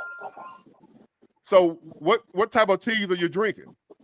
We're drinking like clove tea. You know, clove used to be good for a toothache, but they've Yeah. been spraying all this stuff. You got to read it. It's warnings on the back of some of them saying it's cancerous and warnings, and they spraying all this stuff, making things bad for you. Yeah. Even the healthy stuff is not healthy anymore. Right. Dr. Sebi been trying to tell and warn a lot of people about all this, and they say he didn't have no license to be Yeah. practicing medicine and stuff, but he healed Michael Jackson from a lot of things. I've been looking at a lot of this stuff. They had him in jail and they poisoned that man because you got to eat. If you don't Right. eat, you're gonna die. So let me tell y'all this, right? When it comes to this, let me start out by saying allegedly. So I won't be held liable for anything. But allegedly, from what I heard, this allegedly, I can't prove none of this. But anytime you got something natural that works, they're gonna get rid of it. Oh, come on now, Big Ward. They're gonna get rid of it. Come on now, Big Ward, because you Or they're gonna discredit it. They're gonna say, like Dr. Sebi, he crazy. the last time I called in, I told you that my sister mom used to be married to Dr. Sabi. Okay, yeah, that was you. Yeah. Yeah. When Dr. Sabi wave came around, that's when they took him from us like that, bro. Like, you know what I'm saying? He was just. That's when I first got hip to him. Like what was that? 2014 when he died? 13, 14, 15. They took him right from us, bro, because they knew how powerful that shit was. He not the only one. No, it was like 70 holistic doctors around that time you talking about, brother. Because I was telling my sister, you know what I mean? Because my sister and her moms, they still got their own herb company. You know what I mean? Okay. And I was telling her, my sister, I'm like, man, you need some 24-hour personal protection around you, like a security guard, Secret Service type of stuff, because that's what me following history, like the Titanic. The Titanic wasn't about some random ship that hit an iceberg. That was planned to go down because it was business moves. And if you know anything about business is one of the bloodiest businesses. You know what I mean? Just being in business due to your competition to take you out. So yeah, Sabi came up in the 80s when they told him to go to court to prove that he could heal people with AIDS. And they laughed at him and said, all right, nigga, bring us one person that you say you heal with AIDS. If I'm not mistaken, Sabi bought 72 people with their paperwork saying I used to have AIDS. He told me to do what? Come back, I'm doing tests. 8 months later, I don't have it. And I bet right now, you already know Dr. Sebi gone. And I bet whoever those 72 people is, you can't find them nowhere. I bet they done disappeared from the face of the earth. Anybody? Yeah, I didn't even know that. I heard about it, but my point is, I bet you can't find them nowhere right now. I bet you they no longer exist. I'm gonna tell you something else, right? Something else y'all probably never heard of. There's been many people, allegedly. I have no proof. I don't know the people. You know, got to be careful. That have had cures for cancer, and they come up missing. Well, a bunch of scientists, a lot of, like how you said, they killed all them doctors and stuff. Yeah, like doctors and scientists. Anybody who coming with that real stuff, bro, like that's trying to change stuff, they gonna take you out, bro. So It's a You can't be medical. scared, It's a though, man. medical You can't be scared. cartel. It's a medical cartel. Just like it's a drug cartel, it's a medical cartel. Start messing with some of these going into profit. Some of these people profits. They gonna have some people come knock at your door. Let me tell y'all something, man. Listen. Mm-hmm. And why I say I'm not doing the voting thing no more. I'm not gonna be going back and forth with nobody ever again about a damn Democrat or Republican. They don't run shit. I went on this my last. When I say I promise y'all I would never vote again, I don't care what the ancestor died for. I'm not voting no more. It's the illusion of inclusion. The people who are running shit we never see. Elites. The globalists. None of them folk running shit. Elites. If Donald Trump decide that, hey, I'm gonna go against what these folks want done, and I'm gonna do what the people want, watch he come up missing. Quick. Watch they gonna touch him. I just want to keep your eyes open. You Democrats that hate him and anybody else, and that want him out of here. Cause I got some posts where I see they wanting something to happen to him. A lot of folk, they want him dead. And what y'all understand that if they do something to him, it's actually because he was really trying to make a difference. If he down with them, ain't nothing gonna happen to him. You get what I'm saying? Yeah. Anybody that try to go against the elites, the powers that be, or whoever they are, allegedly, They're gonna JFK you.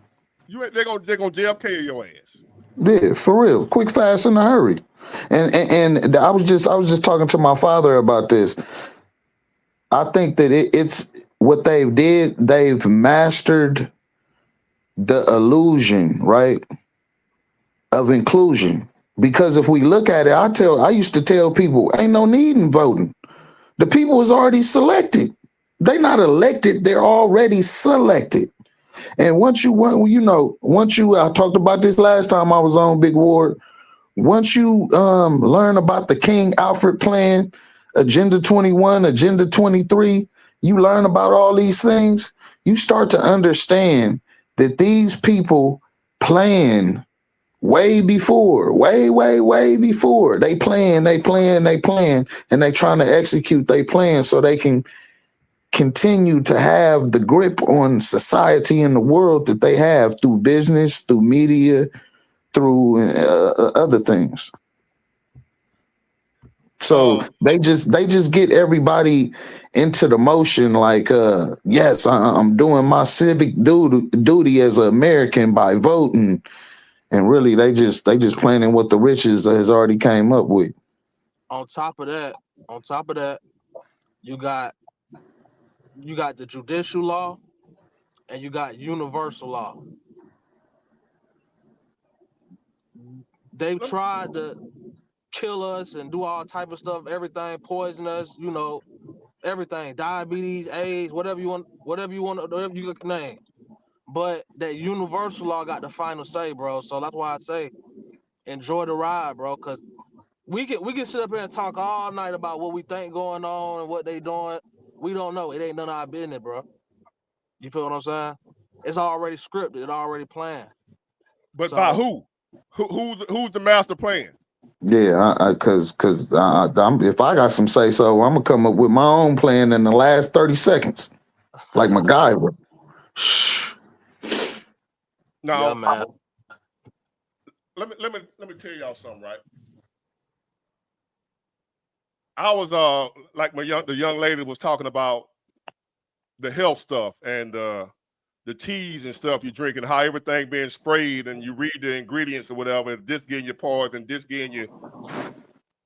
I'm a truck driver, so I've driven all types of truck, right? So I was driving a tanker at one time. The big silver tanks that go down the road with the poison signs all on it. So I drove poison, and I drove some stuff. And where we were going from where I live in Mobile to Dalton, Georgia, a few miles from Atlanta, to a chemical plant, right? And we had to take a special class to haul this particular chemical.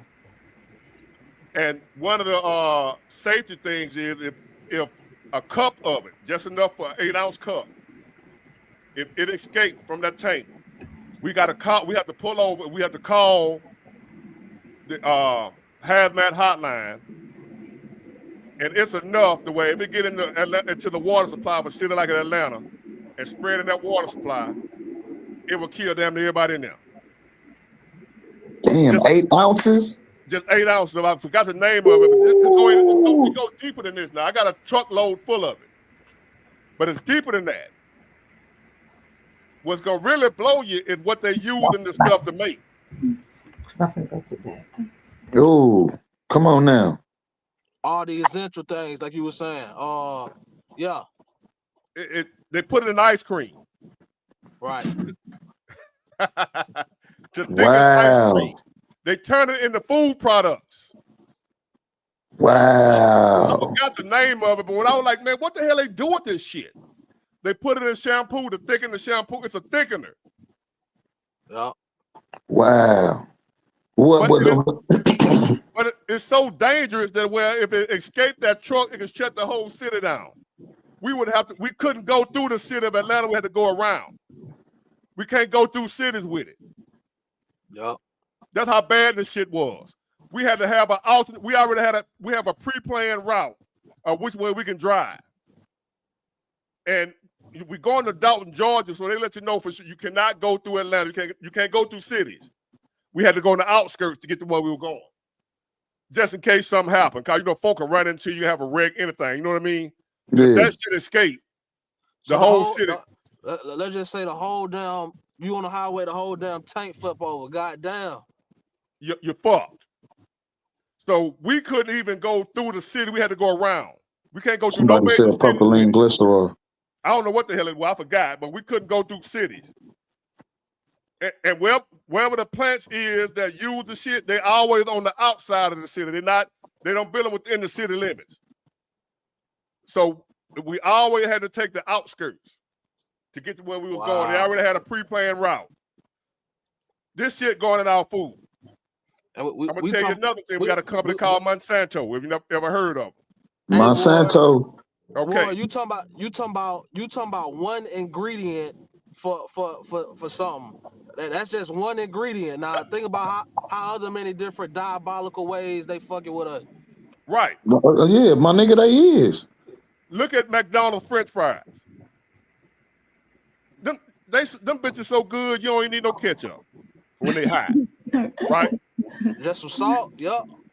So get you some McDonald's. I got one in my car right now. Look, this is my work car. I got a French fry in my little cup holder right there. I'm doing the same experiment I'm telling y'all. I'm gonna tell y'all to do. No. Get you a McDonald's French fry. And I got it sitting in my cup holder right now. I've been there about 3 months. That bitch ain't dissolved yet. What the color is? What the color is? It's like a light golden brown. It's still fresh looking? It's hard to break, but they're supposed to, after a while, it's supposed to dissolve.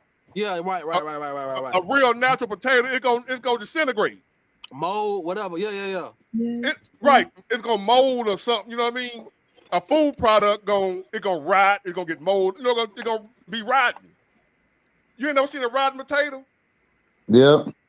It's supposed to rot. This shit been in my car for about 3 months now. It look the same. Ain't got no mold on it. It ain't turned colors. It ain't shriveled up. None of that. And Big Ward. This is why I believe that eventually, and it's finna happen soon, because what else is gonna go on? I seen the dude go to, you know how a car been sitting there for a long time and start to get dirt on it and all that? Yeah. Dude went to the car, took a card somebody would give you from their business, and he scraped the dirt off the window into like a piece of paper. He took a magnet, right, and put it to that dirt, and the dirt like came on onto the magnet. I was listening to something today. They said that they finding aluminum in bees, and if you know how important bees are to our ecosystem, they pretty much pollinate everything. You know what I mean? Last time I told, I want another experiment. I don't mean to cut y'all before I forget. I be getting okay. Go ahead. I got it all day long. And ladies, y'all can talk whenever you feel like it. Now, y'all ain't got to just sit back and not say nothing. Y'all, hey, Right. y'all good? Yes. Okay. I want y'all to do another experiment. Not an experiment, but like what you call it, a scavenger hunt. When the last time y'all seen bees? You know the bees? When the last time you seen a bee? You talking about the small ones, not the big bumblebees, the small one. Yeah, the honeybees. Oh yeah, I seen one yesterday. I seen some pollinating some flowers the other day around my garden. I got a garden. I seen some the other day. See, that's why. And I was just about to say, Big Ward, we gonna have to go back to the times of when we grew everything. We made everything from scratch. That ain't happening. Too late. I think the zeitgeist. I think the times is gonna make us do it. Where y'all from? It's too late. The ladies, where y'all from? I was born in Compton, and then I was raised in Georgia. My grandfather raised me. I'm back in California, right here by Bakersfield. I got a little garden with strawberries and some collard greens. Oh, hey, man! Salute to you, sister. Huh? Oh, they must don't know you got a garden. I heard you can't do that in California. They said we can do it. We're in our agriculture over here where I stay at. Bakersfield's agriculture. Yeah. Bakersfield's by Wasco and all that. And I can have a little garden. I got a little garden. It's not big like that, but I'm trying to get where I can get some land and get back to the south. I'm trying to get from out here. The air. I got valley fever from out here. The air quality is poor out here with valley fever. The air ain't no good. Out here. Well, what I was saying, the air poison. Yes, it's we down in the valley, so the dust settled on us down here from out of the dirt or something. Something wrong with the dirt or something. It's got fungus in it. It's getting my bloodstream. I've been going to the doctor, but so like in Georgia, they don't got that because we got a lot of trees that clean the air. It filters the air. All those trees filter the air, so they don't got them many trees over here. They chopping them all down. So they making things better, but they making things bad is what they doing. Yeah, it's to allow the chemtrails. If y'all ever watch, right, it'll be planes that be flying in the sky all day long, leaving long lines of what look like condensation. But if you pay attention, the condensation goes away. Chemtrails stay there, and then they end up looking like lines of clouds. Now, they've been testing, back to what I was just talking about, they testing the chemtrail stuff, and they said in the chemtrail stuff, they put in beryllium, aluminum, and some other type of metal. And I believe that they trying to get all these metals in our body so they can turn us into like a microwave weapon. Because you could send energy through metal, like frequency and stuff. Yeah. So yeah, that's why I think that they putting chemtrails on everything. They putting metal in all the foods. You look at the little baby formula. You put a magnet on that, you will see stuff will come through the bag. Put it in a plastic bag. Put a magnet on top of the plastic bag and just move it around. You will start to see stuff collect to the magnet. And they say that like Post cereal. When I was a kid, Post cereal used to say, we got 2 times more iron. Well, they was really putting metal shavings in they grains. Real iron. Real iron. Iron Man around this bitch. Yeah. I even heard a thing about Johnson & Johnson on how, you know, Johnson & Johnson baby shampoo, it get the suddiest. It lather up real good. Well, that is because they found out that if you put metal shavings in the shampoo, it'll sud up more.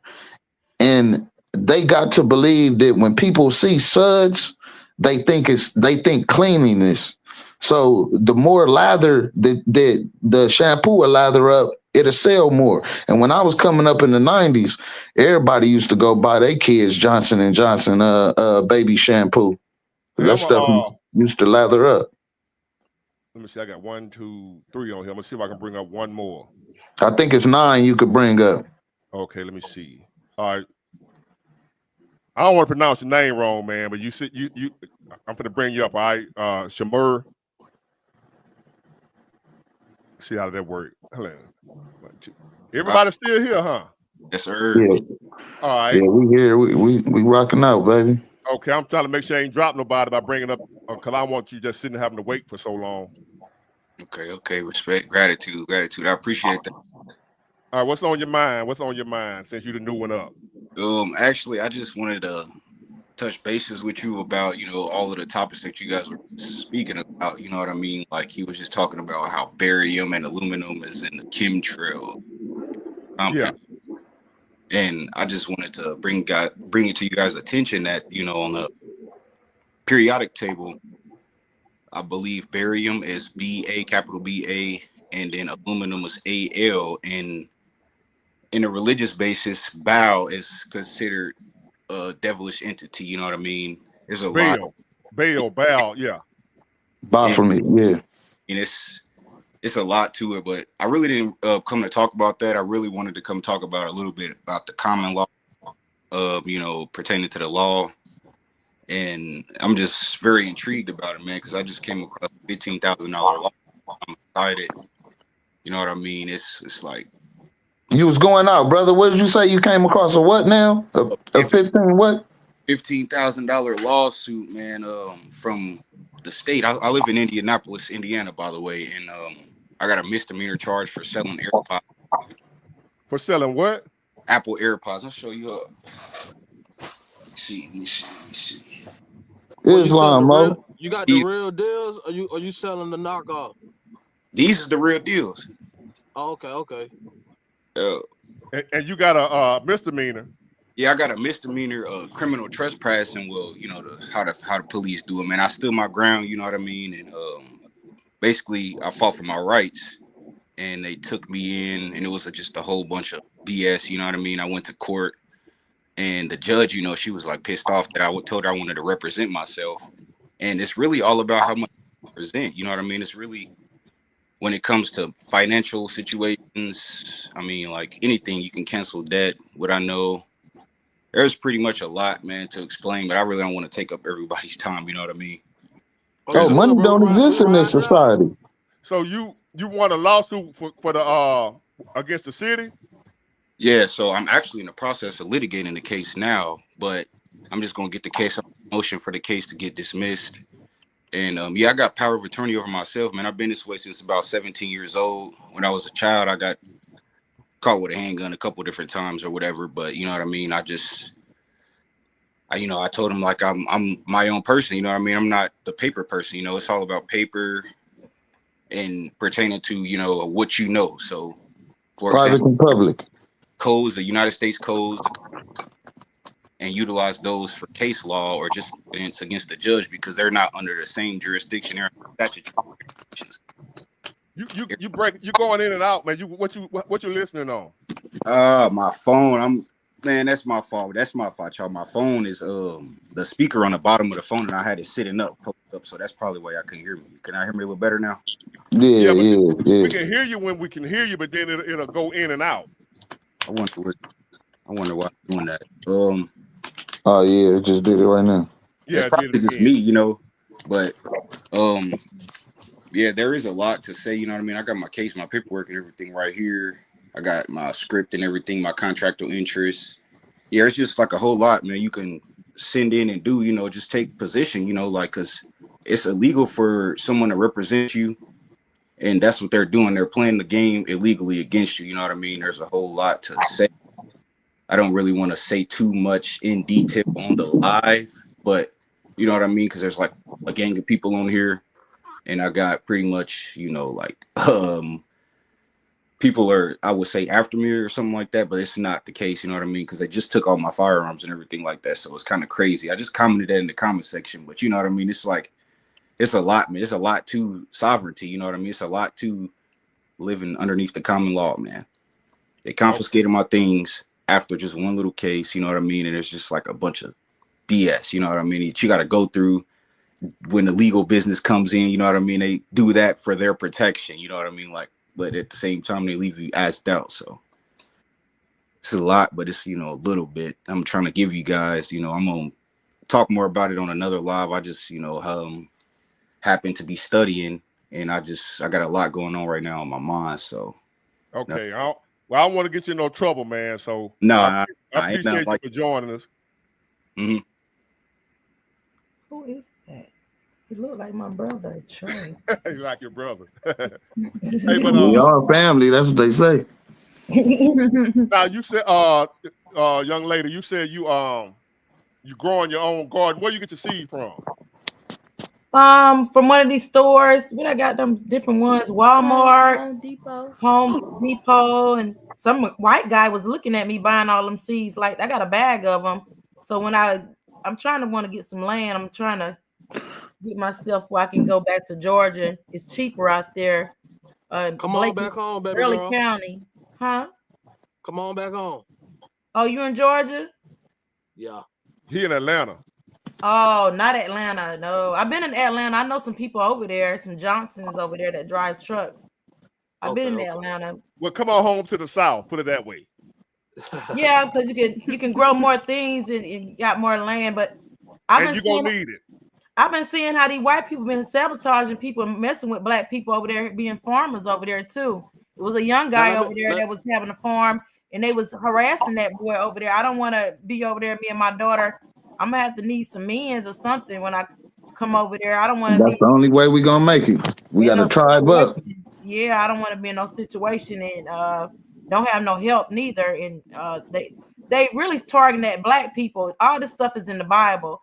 I just been paying attention. We're not Africans. We are Indians, and we're not Africans. We might be mixed with it a little bit because our ancestors had to go over there. But a lot of this stuff got to do with the Bible. White people are really not all the way human. They're hybrids, and they come from Neanderthals. Yep, hybrid humans. They come from us. Yakub was a scientist, and he created them. Come on, sister. Yakub created these people. Hold up, y'all. Hold up. Now y'all going religious. Yeah. I can't do that because I don't prescribe to any. No disrespect. Because I don't. That could be true what you're saying. I don't believe it. Okay. And even if it's true, the way we are as black people right now, that's the least of our worries. Yeah, that we shit don't even like each matter. other. That shit don't even matter. But look, Ward, we ain't like each other. So hold on, my man. Hold on. Whoever if that's true or not, what they got to do with us as far as how we killing each other? Because that come from Jim Crow's laws and Willie Lynch letter. It's all up. Y'all don't know about Willie Lynch letter? Though. We've been brainwashed by these people. It's a whole plan, 400 years. It's a whole plot and plan against your own people. And we hear that. We were talking in the barbershop the other day about that 400 years. America ain't 400 years old. You know we're the youngest country on the planet. You got to be careful who you listen to. They keep saying 400 years, 400 years, 400 years. America ain't 400 years old. Now. Huh? It's way past 400. We've been saying 400 years for goddamn 100 years now. Right. It's always 400 years, but my point is America ain't even 400 years old. Do the math. How old is America? And we've been throwing around 400 years forever. 1776. Oh, 1776. That's when the inception of America happened. Right. That ain't 400 years.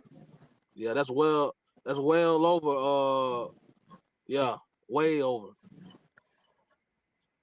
Is it under? It's under. Hold on. See, it's a lot of stuff we was taught by whoever. Man, we done been exposed to so many lies. We all been lied to. Yeah, y'all don't know where the lies are coming from. See, it depends on who you believe, who lies you believe.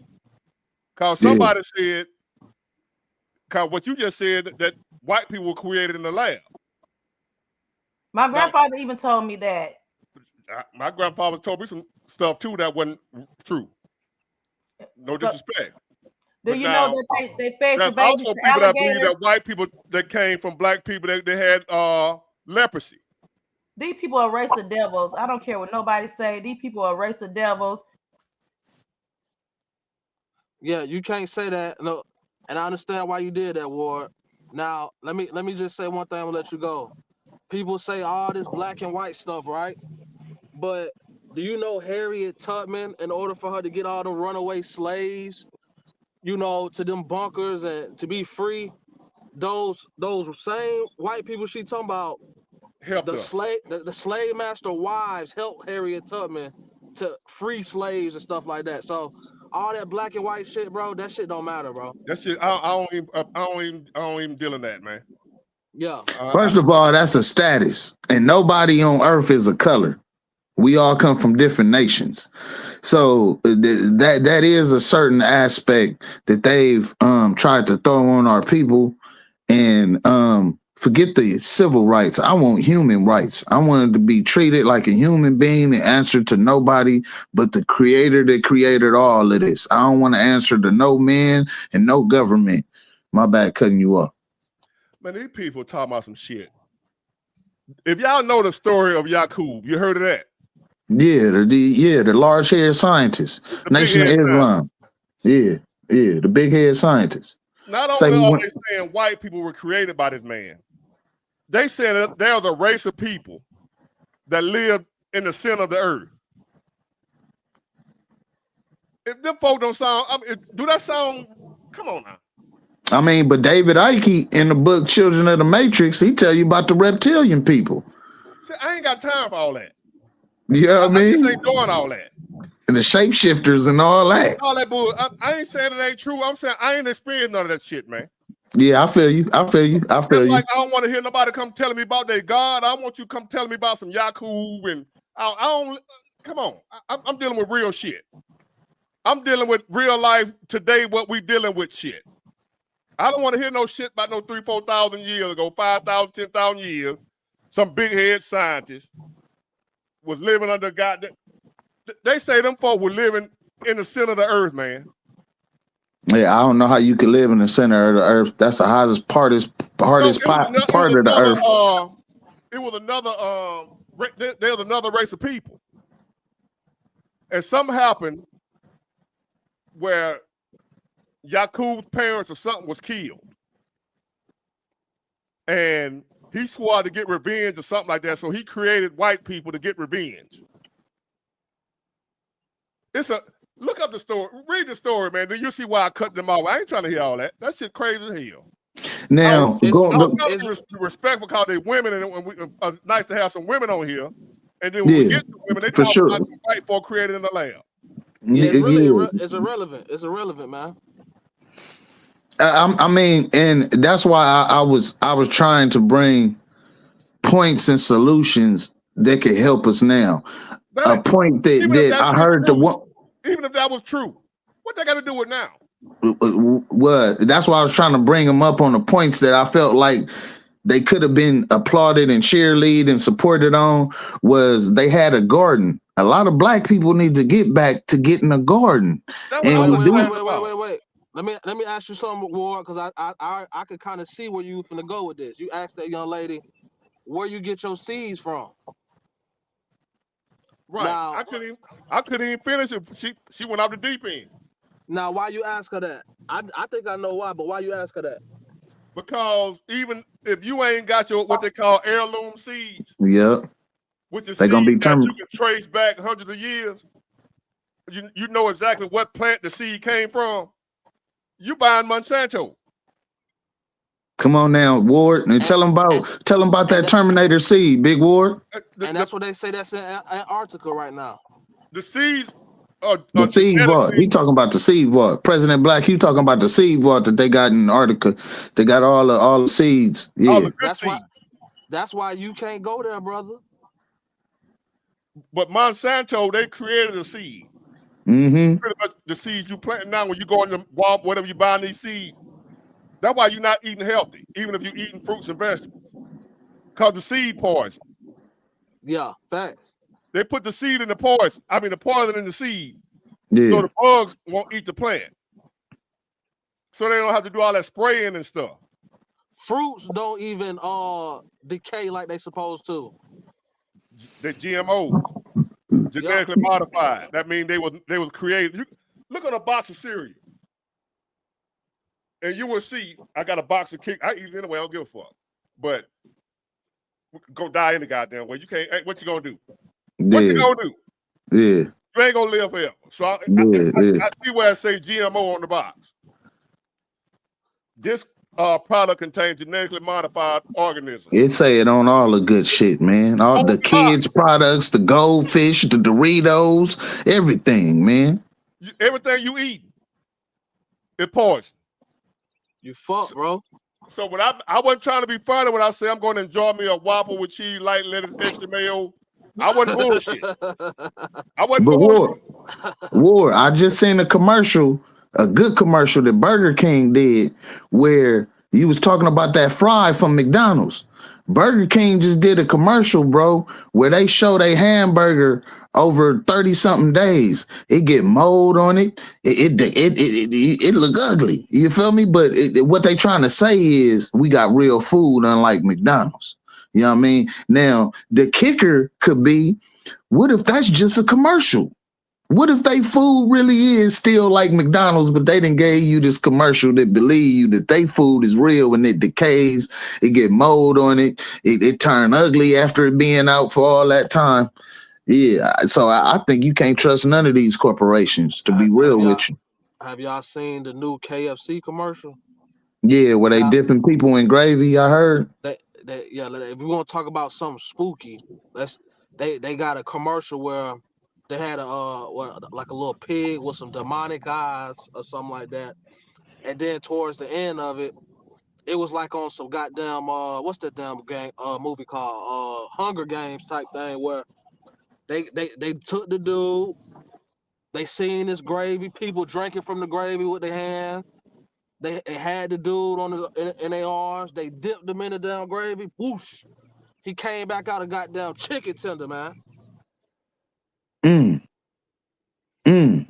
So that made me think of that basically Big Ward was talking about this chemical that's in ice cream. I don't know if you've seen Big Ward, but they want to turn plastic into vanilla extract. How the hell they gonna do this to put in the ice cream? How the hell they gonna do this? I don't know. But this is why I was going back. I was going back to President Black. In my mind, what you talking about the Hunger Games, because I be on some conspiracy story type of stuff. In 2012, man, they showed us films that was gonna show us what was gonna happen to America. You had The Purge, White House is down. You had Red Dawn. What's another one you had? The movie 2012, and there was a couple of other ones. So in my book, man, what I've been really seeing, because Big Ward, I told you, my sister, mama used to mess with Dr. Sabi, man. My pop's conscious, he been teaching me stuff all my, look, man, they slowly killing us with all this type of stuff. You could even take the Teflon pots that 3M had the Teflon come off of. They know that stuff is so cancerous. They don't care, man. They just gonna sell us what they gonna sell us to make profit off of us. So going back to what I think we gonna have to do one day, I think we gonna have to get some land, right? And we gonna have to stop participating in this normal life and go back to the life that God provided us before he put us in this where the system to where we depended on man to provide us for the stuff that God already blessed us with, which is the seeds, the seasons, the ground. We got to learn how to till it. But I got a question for you. Yes, yes, sir. I agree with you. It'd be nice to get some land, and we need the land, this and that, but everybody broke. So we're going to have to practice group economics. Shit. You got a bunch of group people. Ain't nobody going to trust you with the money. Ain't nobody we don't trust it. It's too late. is what I'm saying. We don't even trust each other. No, man, no, Big Ward, I don't believe that. too late. Why It's you too doing late, what you Ward. doing, Big Ward? Why you doing what you doing, bro? It's because What's that? you believe somewhere in your mind that the information, your perspective that you could provide to the world is gonna help another brother or sister navigate through this wilderness of North America that we live in. So Right. And part of what I'm doing is telling the truth. Yeah, fact. And I'm telling you the truth is, ain't gonna be no group nothing. We ain't gonna see it. You ain't gonna. You can be the best person in the world. It's gonna be some folks in your own group gonna be plotting against you. well, see, that's why I think we got to turn into Shaka Zulu. We got to rule with an iron fist. What I'm saying is, it's called wishful thinking. I'm a realist. I feel where you coming from. I feel you. I ain't saying you wrong. What I'm saying is, I'm a realist. You gotta see Your it for what people it will is. kill you for them evil white folks she talking about. Now Big Ward, I'm gonna them same evil white folks she just got through talking about. They not your threat. Tupac said it, and they say it's the white man I should fear, but it's my own kind doing all the killing here. Because you talking about some evil, wicked white folk. I ain't worried about no white folk. I don't be like, when I see white folks, I don't get all, like on guard. Ryan James said, when I see them. And I guess that's the white folk fault that they like that. The same ones and that's why I say I can't do everything the white folks, man. Come on now. Yeah. Come on, the white folks ain't make me hate you. You'll drive yourself crazy, man. And you said it earlier, during slavery, if it wasn't for white folks that was against slavery, we'll still be slaves. Yep. I know a lot of people find that hard to believe. We was in a foreign land, couldn't read, the whole military, police force, everything was against us. If we didn't have inside help, we'll still be slaves. Because we was outnumbered, outgunned, in a foreign land, don't know where we at. It was white people that helped us get free. It was called abolitionists. John Brown was one of the greatest. Oh man, he the OG. So you know what white people go through, man? They hate that they love us. But I can't say they, because that's painting the whole group of people with a broad brush. Yeah, not all, right? You got the all police out there. I don't subscribe to that. Because all black people are not like you, Bakari. No. So man, you know how different this world would be if everybody was at least had if 10% of us thought like me, man, we'd be out here doing some dope, man. So my point is, even though I'm doing what I'm doing, I'm not confused about this matter. And the matter is that our biggest downfall as our people is us. And so you talk about a group collective and getting land or whatever, you can't get 5 dudes to start a business together. Have y'all heard of Operation Blow? Hold on a minute. Hold on. For example, the Temptations. Yeah. The group Temptations. They famous. And many groups and many instances like that, where you get black people together. Why you ain't talking about the white folk? Cause I'm black. I deal. You feel what I'm saying? They'll ask, why you don't never say nothing about white folks? Mm-hmm. I ain't got to do with that. This is my group right here I'm talking about. Cause this is who I'm a part of. Yeah. So whenever you see, just using them for an example, it was 5 of them, 4, 5, or however many it was. When the success came, they started hating on each other. For some reason, if we do what you say do and get together the collective, and things start working out, we're gonna start internal beefing. I don't believe that, Big Ward. I can't. I can't help that. Shit like how Too she many just said examples right there. Yeah. What? I'm saying in my mind, Big Ward. But I tune in to your evidence out here. Okay. Prove what I'm saying is true. What's your reason for not believing it? What's your theory?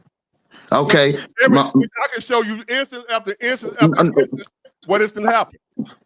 Because this reason, Big Ward, I've been watching your show, bro. I tune in to the Big Ward, the Genius show. No. Okay, I'm not the black race.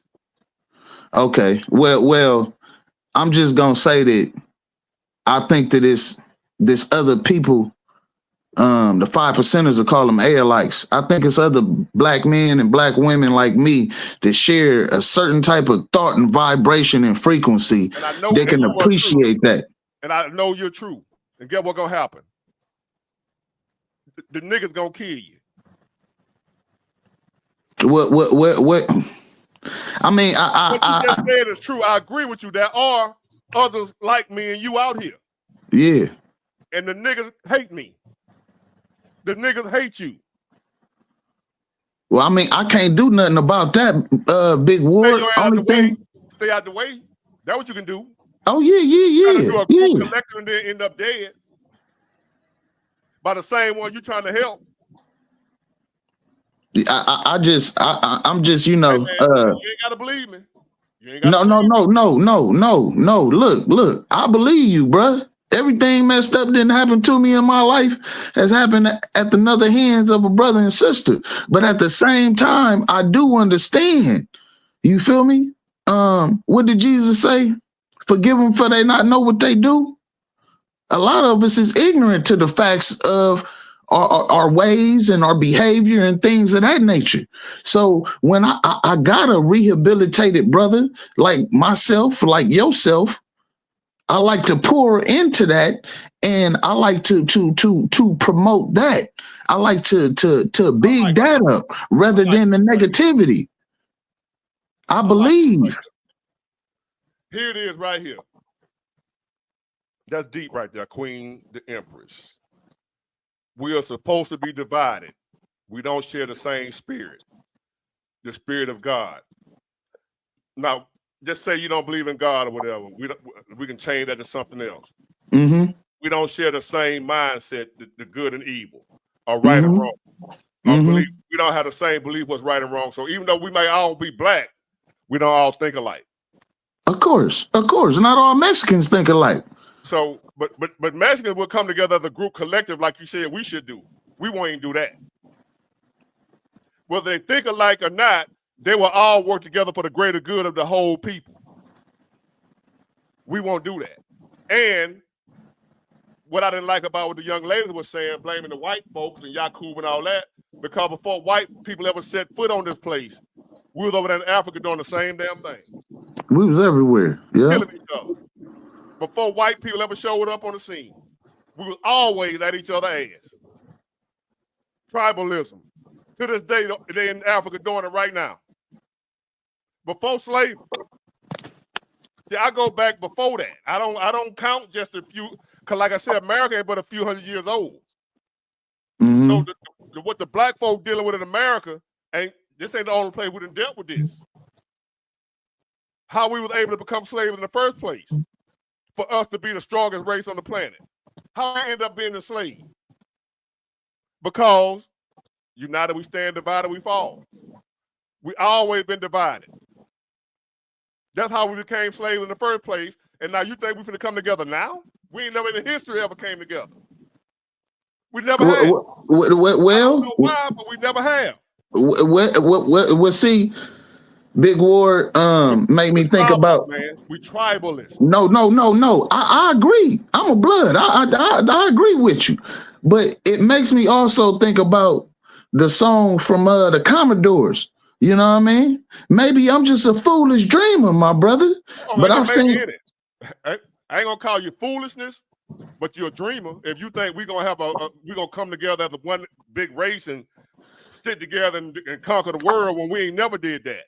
Well, we already know only 3% of the population fought in the first Civil War. So everybody ain't gonna get their hands dirty. Everybody ain't gonna do everything. But I like to think, Big Ward. I like to have a fantasy. Oh, call it where it's good brothers like you, bro. Man, I think you a great man, Big Ward. I think, man, you got some good principles. I think that you got good character, my nigga, and I stand behind you and support you in a lot of endeavors. You That's feel true. me? But that ain't what I'm disagreeing with you about. So I think that if It ain't we a could whole all, lot of us though. well, That's I my can't point. speak about them. I can't speak about those that don't have eyes and ears to see. I'm just could talk about the ones I see do have a little vision. Let me tell you. All right, this is what I think. How we can agree. Say for instance, me, you, we're gonna say another 1,000 like us, right? What we will have to do by the grace of God, the 1,000 that are like us, some kind of way we need to go together somewhere and form our own little community, and let the rest of them die off. The niggas, the ones that'll kill you. You know how many death threats I get from my own people, and you just said I'm a good dude, but they still want me dead? They want me dead for what it is I do. What am I doing that I deserve death? Them niggas, the kind I'm telling you to stay away from, they want you dead. If you're a good brother, if you talking about the right thing, if you talk about we need to do for ourselves, if you talk about we can't blame the white folk, we need to come together and do this ourselves, they want you dead.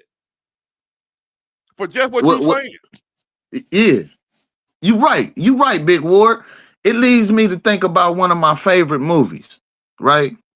Which is a movie called They Live. I don't know if you ever seen it before, but basically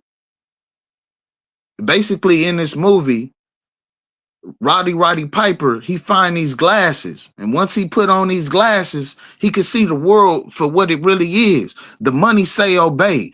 The advertisements, the billboards say what the money say this is your God. The advertisements say obey without listening. So he started to see, when I put on these glasses, I could see that some human beings ain't even human, and what we see on the front is just it's all a front. It's an illusion. And in that movie, he ended up trying to get a brother to put these glasses on. He like, bro, I put on these glasses. I see this shit. You gotta see it, man. Put these glasses on. And in this movie, these dudes almost fought to the death.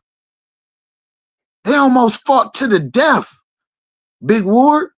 And he had to force him to put these glasses on. He didn't want to see and had to hold his head. Man, look at what I'm seeing. And he was like, damn, bro. So the parable in that is what you're seeing. People will fight you like they did Jesus. Look what they did to Jesus.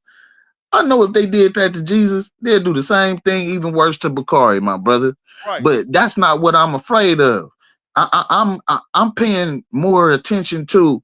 I believe in something that's unseen that we don't see. But how many brothers like yourself is giving good content on YouTube that's of substance, that's giving something to our people to make us think, that make us analyze. I'm not going viral and some bullshit is. Oh, of course. We already know, man, negativity be around the world before good news get the opportunity to even put on his shoes. So that's my point.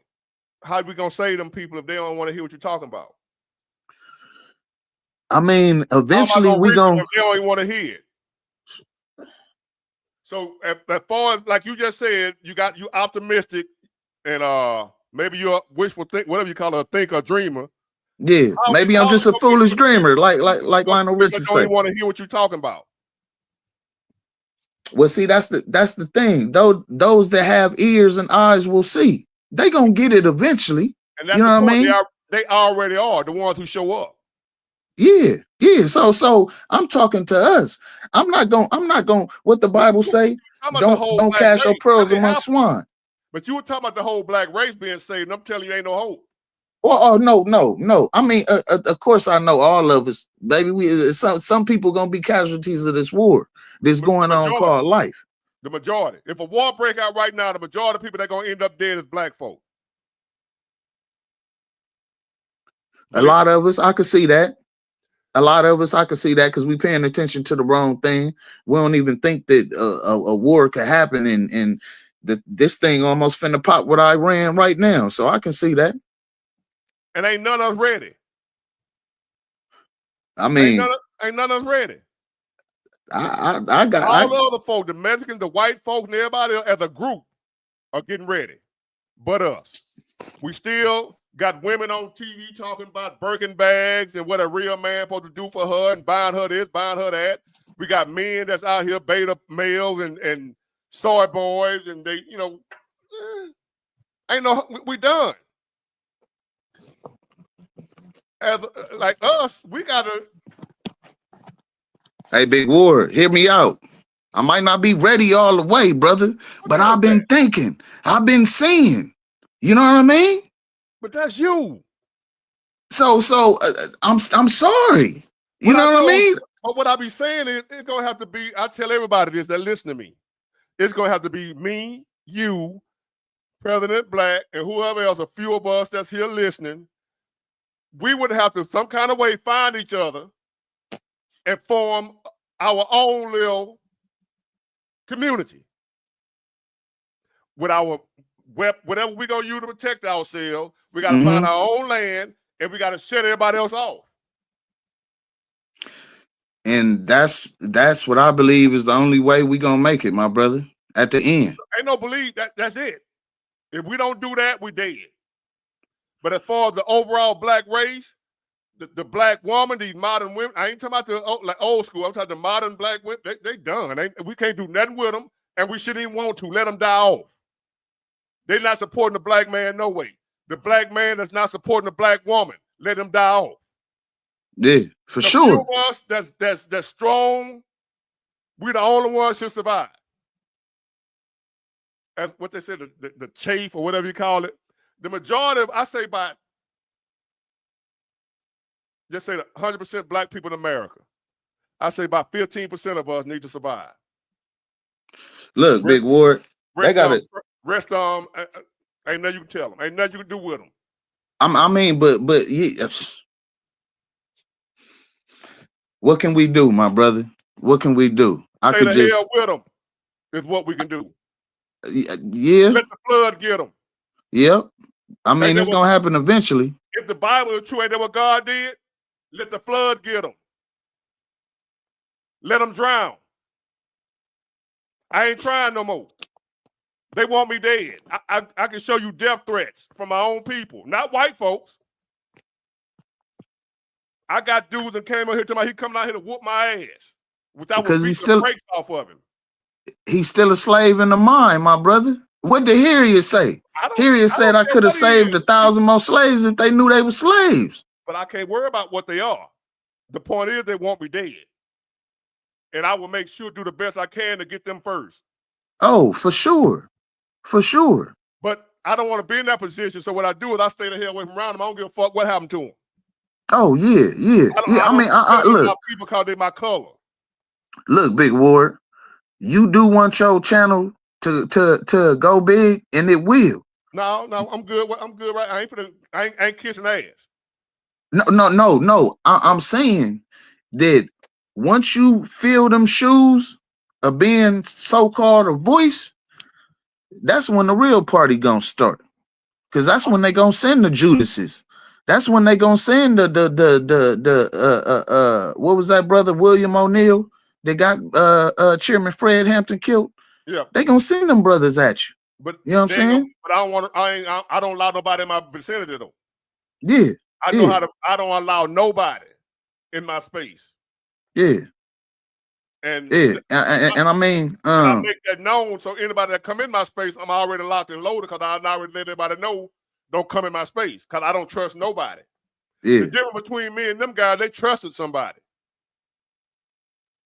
They trusted their own people. Like how you thinking that I can my own, we gonna work. No, I done seen it too many times. I done seen Brother Malcolm, Martin, Fred Hampton. I done seen all them boys what happened to them for trusting their own. Yep. And that's why I said you got to rule with an iron fist. Man, shit. Man, I'm staying my ass away from around these folks. Let the flood get them. I don't care what happened to them. Yeah. I don't care. They're useless. Useless as a people. Yeah, I Do mean, you get death threats from your own people because you trying to help them? You think nigga, get your hand out my pocket. That's the same thing. That's the same thing, Brother Ward. I'm already expecting that though. right? So I'm already therefore, I don't expecting want to that. hear nothing about no. I don't want to hear nothing about no Yakub creating white folks and how Nah, wicked they are. I don't want to hear nothing about that. In the nah. own We're not time, gonna you go call off of that. We just gonna. What my question is, what is the solution that we could offer for anything? And let's just be solution based oriented to where we could try to find some solution to get through this inflation, to get through ends not meeting, to get through all that. So me always just trying to be solution orientated, solution based oriented. That's what I'm thinking, Big Ward. You know what I mean? So let me ask you this: are we in drastic times right now? Hell yeah. What's the old saying? Drastic times calls for drastic measures. All right. So if there's any solution right now, it's gonna be a drastic one. And I just For gave sure. you I just gave you the drastic solution. Take care of you and yours and fuck everybody else. Yep. Unfortunately. That's the drastic times call for drastic measures. We in drastic time. The drastic measure is I can't worry about us coming together, something we ain't never did. You think we're gonna do it now? Times like this? Well, Big Ward. Now again, I'm Lionel Richie. I may be just a foolish dreamer, but I seen some brothers and sisters come up in the 60s and 70s called the Black Panther Party of Self-Defense, man. And them brothers and sisters came together. You know what I mean? You forgot something. You forgot a part. You forgot something. I know it went bad, but before it went bad, them brothers and sisters came together. You know why it went bad? They were betrayed. I got a couple of ideas. They were betrayed from within. The same people they were trying to help destroyed them. They own. Yeah. A lot of them end up dead, murdered, and in prison forever from trying to help their own people. When they would have been better off saying, fuck them folks, I'm just going to take care of me and my family.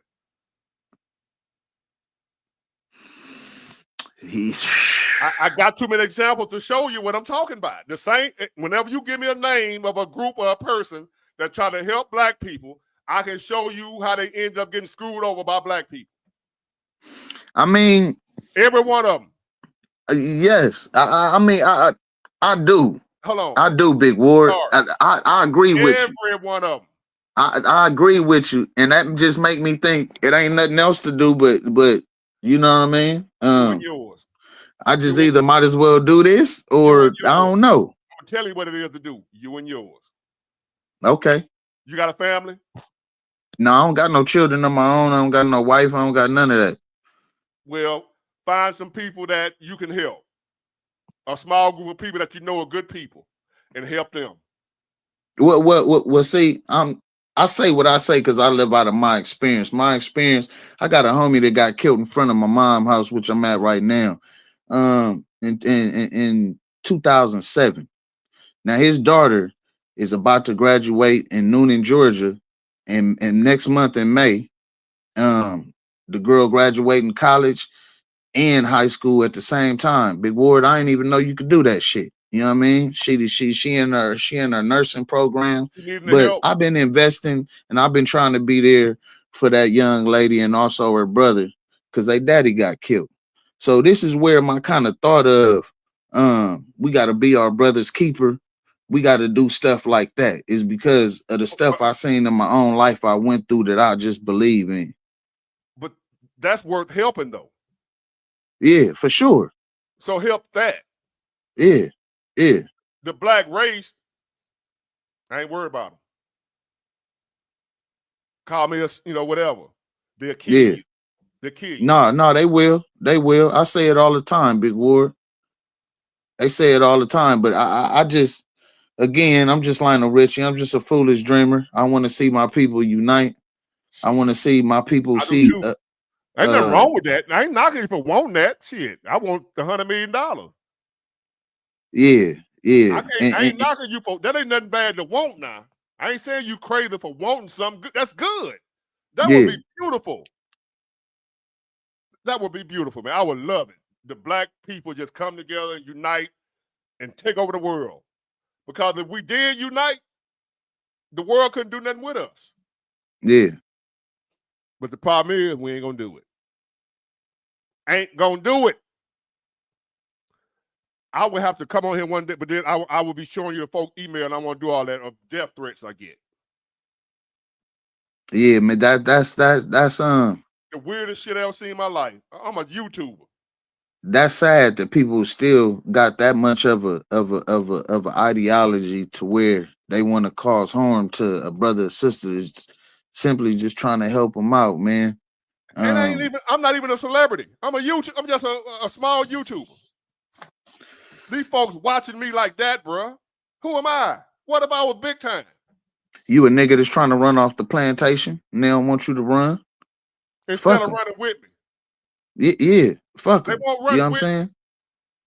And if it's no other black person I hate the most, I hate the niggas that's the gatekeepers, the boulets, and I hate the people that sabotage our growth.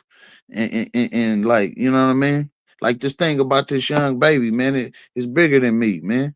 You know what I mean? It's the right thing to do, and that's what my homie will do for me. You know what I mean? So that's the ideology that I see is worth subscribing to and expressing. You know what I mean? I didn't seen us backbite each other. You know what I'm saying? That's like breathing this air that we breathing. That's natural. But when the last time you seen a brother or sister be a brother or sister to a brother or sister? We ain't seen that in a while. So I just try to be the example and the change that I want to see in our community. You know what I mean? And I believe that because I talk to people like you, Principal Black, the other brothers and sisters that came up here. We might not agree on everything, but we could find some common way to. We ain't really disagree on that except for the two young ladies talking about No. y'all. That's what I mean. That's what I mean. We can have disagreements, but y'all still my brother and sister. I ain't gonna hate death. I ain't gonna wish death upon y'all. I still want to see y'all prosper and grow in any and every way. And that's just me, man. You know what I'm saying? Because Let me say I this don't know. Cause I got to get up out at 1 o'clock and I got to go to work. I ain't know this late, man. But Man, it's been a pleasure, Big Ward. I tap in every day, bro. Keep doing what you're doing, man. We love you. We support you, my brother. Yeah, man. Keep it up, bro. I'll be waiting to see your videos come up. All right, I'm finna do the closing thing, man, and I'm finna get up off of here. Now, got this cough drop left my throat. I'm losing my voice.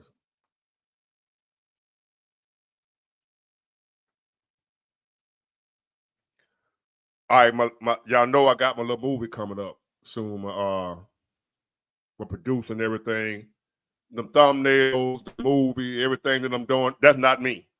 I'm paying a guy. So somebody said, Big War, so he don't know how to do reaction video, but he making the movie. I'm not making the movie. I got a producer. God sent, I get, God working in my favor, what have you. Because the guy came to me. I didn't, I wasn't looking for it. He turned out to be dope. So I got a producer. I'm actually making a movie, a real effing movie. And it's going to be fire. Special effects and everything. I know that's God working. So I want y'all to be on the lookout for that. It's coming, I think he said around about Friday, next week the 5th or whatever. I don't know for sure. And I told him don't be in no hurry. I wanted to be fire. Hopefully I can get 1 million views, but the way YouTube going, I just want to make sure it's fire so y'all that support me, y'all enjoy it. So be on the lookout for that. Now, if there's anybody out there still believing that racist shit, that black-white shit. Like the two young ladies with that bull. If y'all still buying into that, struggling don't give a fuck about your race. What we dealing with, going through right now, don't give a damn about what race you are. There are white people out there right now catching just as much hell as black folks. This what we got going on right now, that racism, systemic racism, white supremacy, all that shit is dead. All you got now is the haves and the have-nots, the elite and the slaves. That's it. If your dumb ass still running around here talking about some race, some sexual identity, man, woman, black, white, you stupid as hell, and I don't F with you. I don't want no dumb ass people around me. I don't do ignorance. Stay around. I don't care who I offend. I don't care who get mad at, who don't like me. I get death threats on a daily basis, so you add yours to it too. What you gonna do to me? I don't care. But you need to know. You never know who can help you. You never know who can help you while you run around here talking about them white folk evil and that. It done been more white folk than help me than black folk. I'd have been broke down the side of the road and black folk pass right by me. White folks pull over and help me. I ain't scared that I'm gonna do something to them. None of that.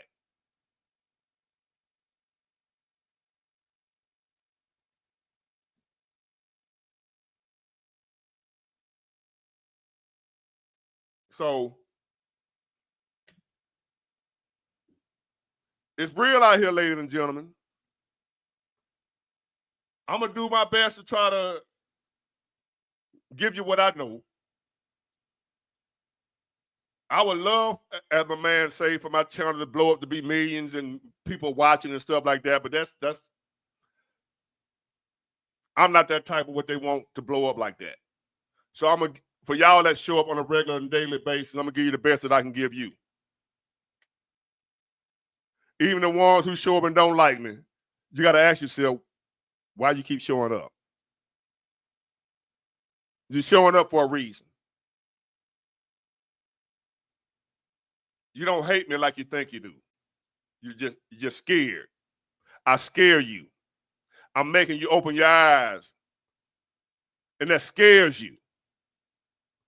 I'm making you not believe something you've been taught all your life. And that scares you. It scares you that what your mom taught you was a lie. Here you got this guy on YouTube exposing the lie that your mom and dad told you.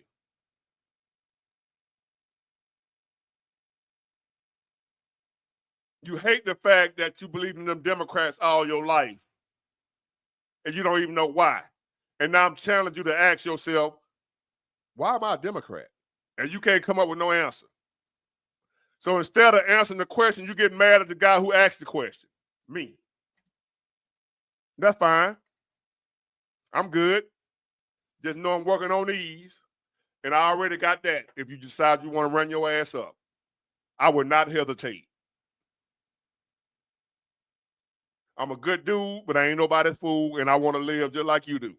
You can make all the threats you want to. I done been down through there. Shot, stabbed, jumped on by 20 dudes. That ain't just no talk. I'm serious.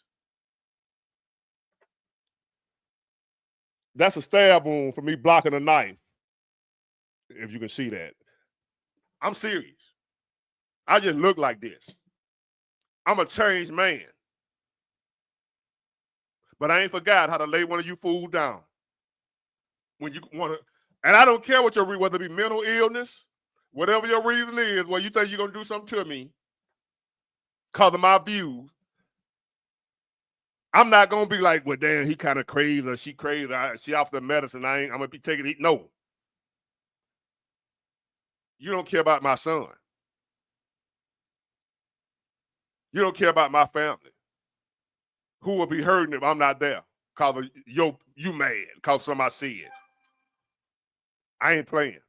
Y'all can play. I'm not playing. I'm serious about this. This is not a game we out here dealing with. These people are trying to take our ass out of here. I'm a leader. I know what I'm talking about. I've been peeped out what's going on.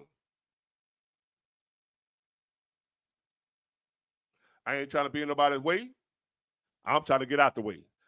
I'm trying to let them folk do whatever they're gonna do. Do what you're gonna do. I'm out the way. I don't want no part of it. Do what y'all gonna do. I'm just trying to survive. That's all I'm trying to do till my time to lead this bitch. Get it, got it, good. Bye.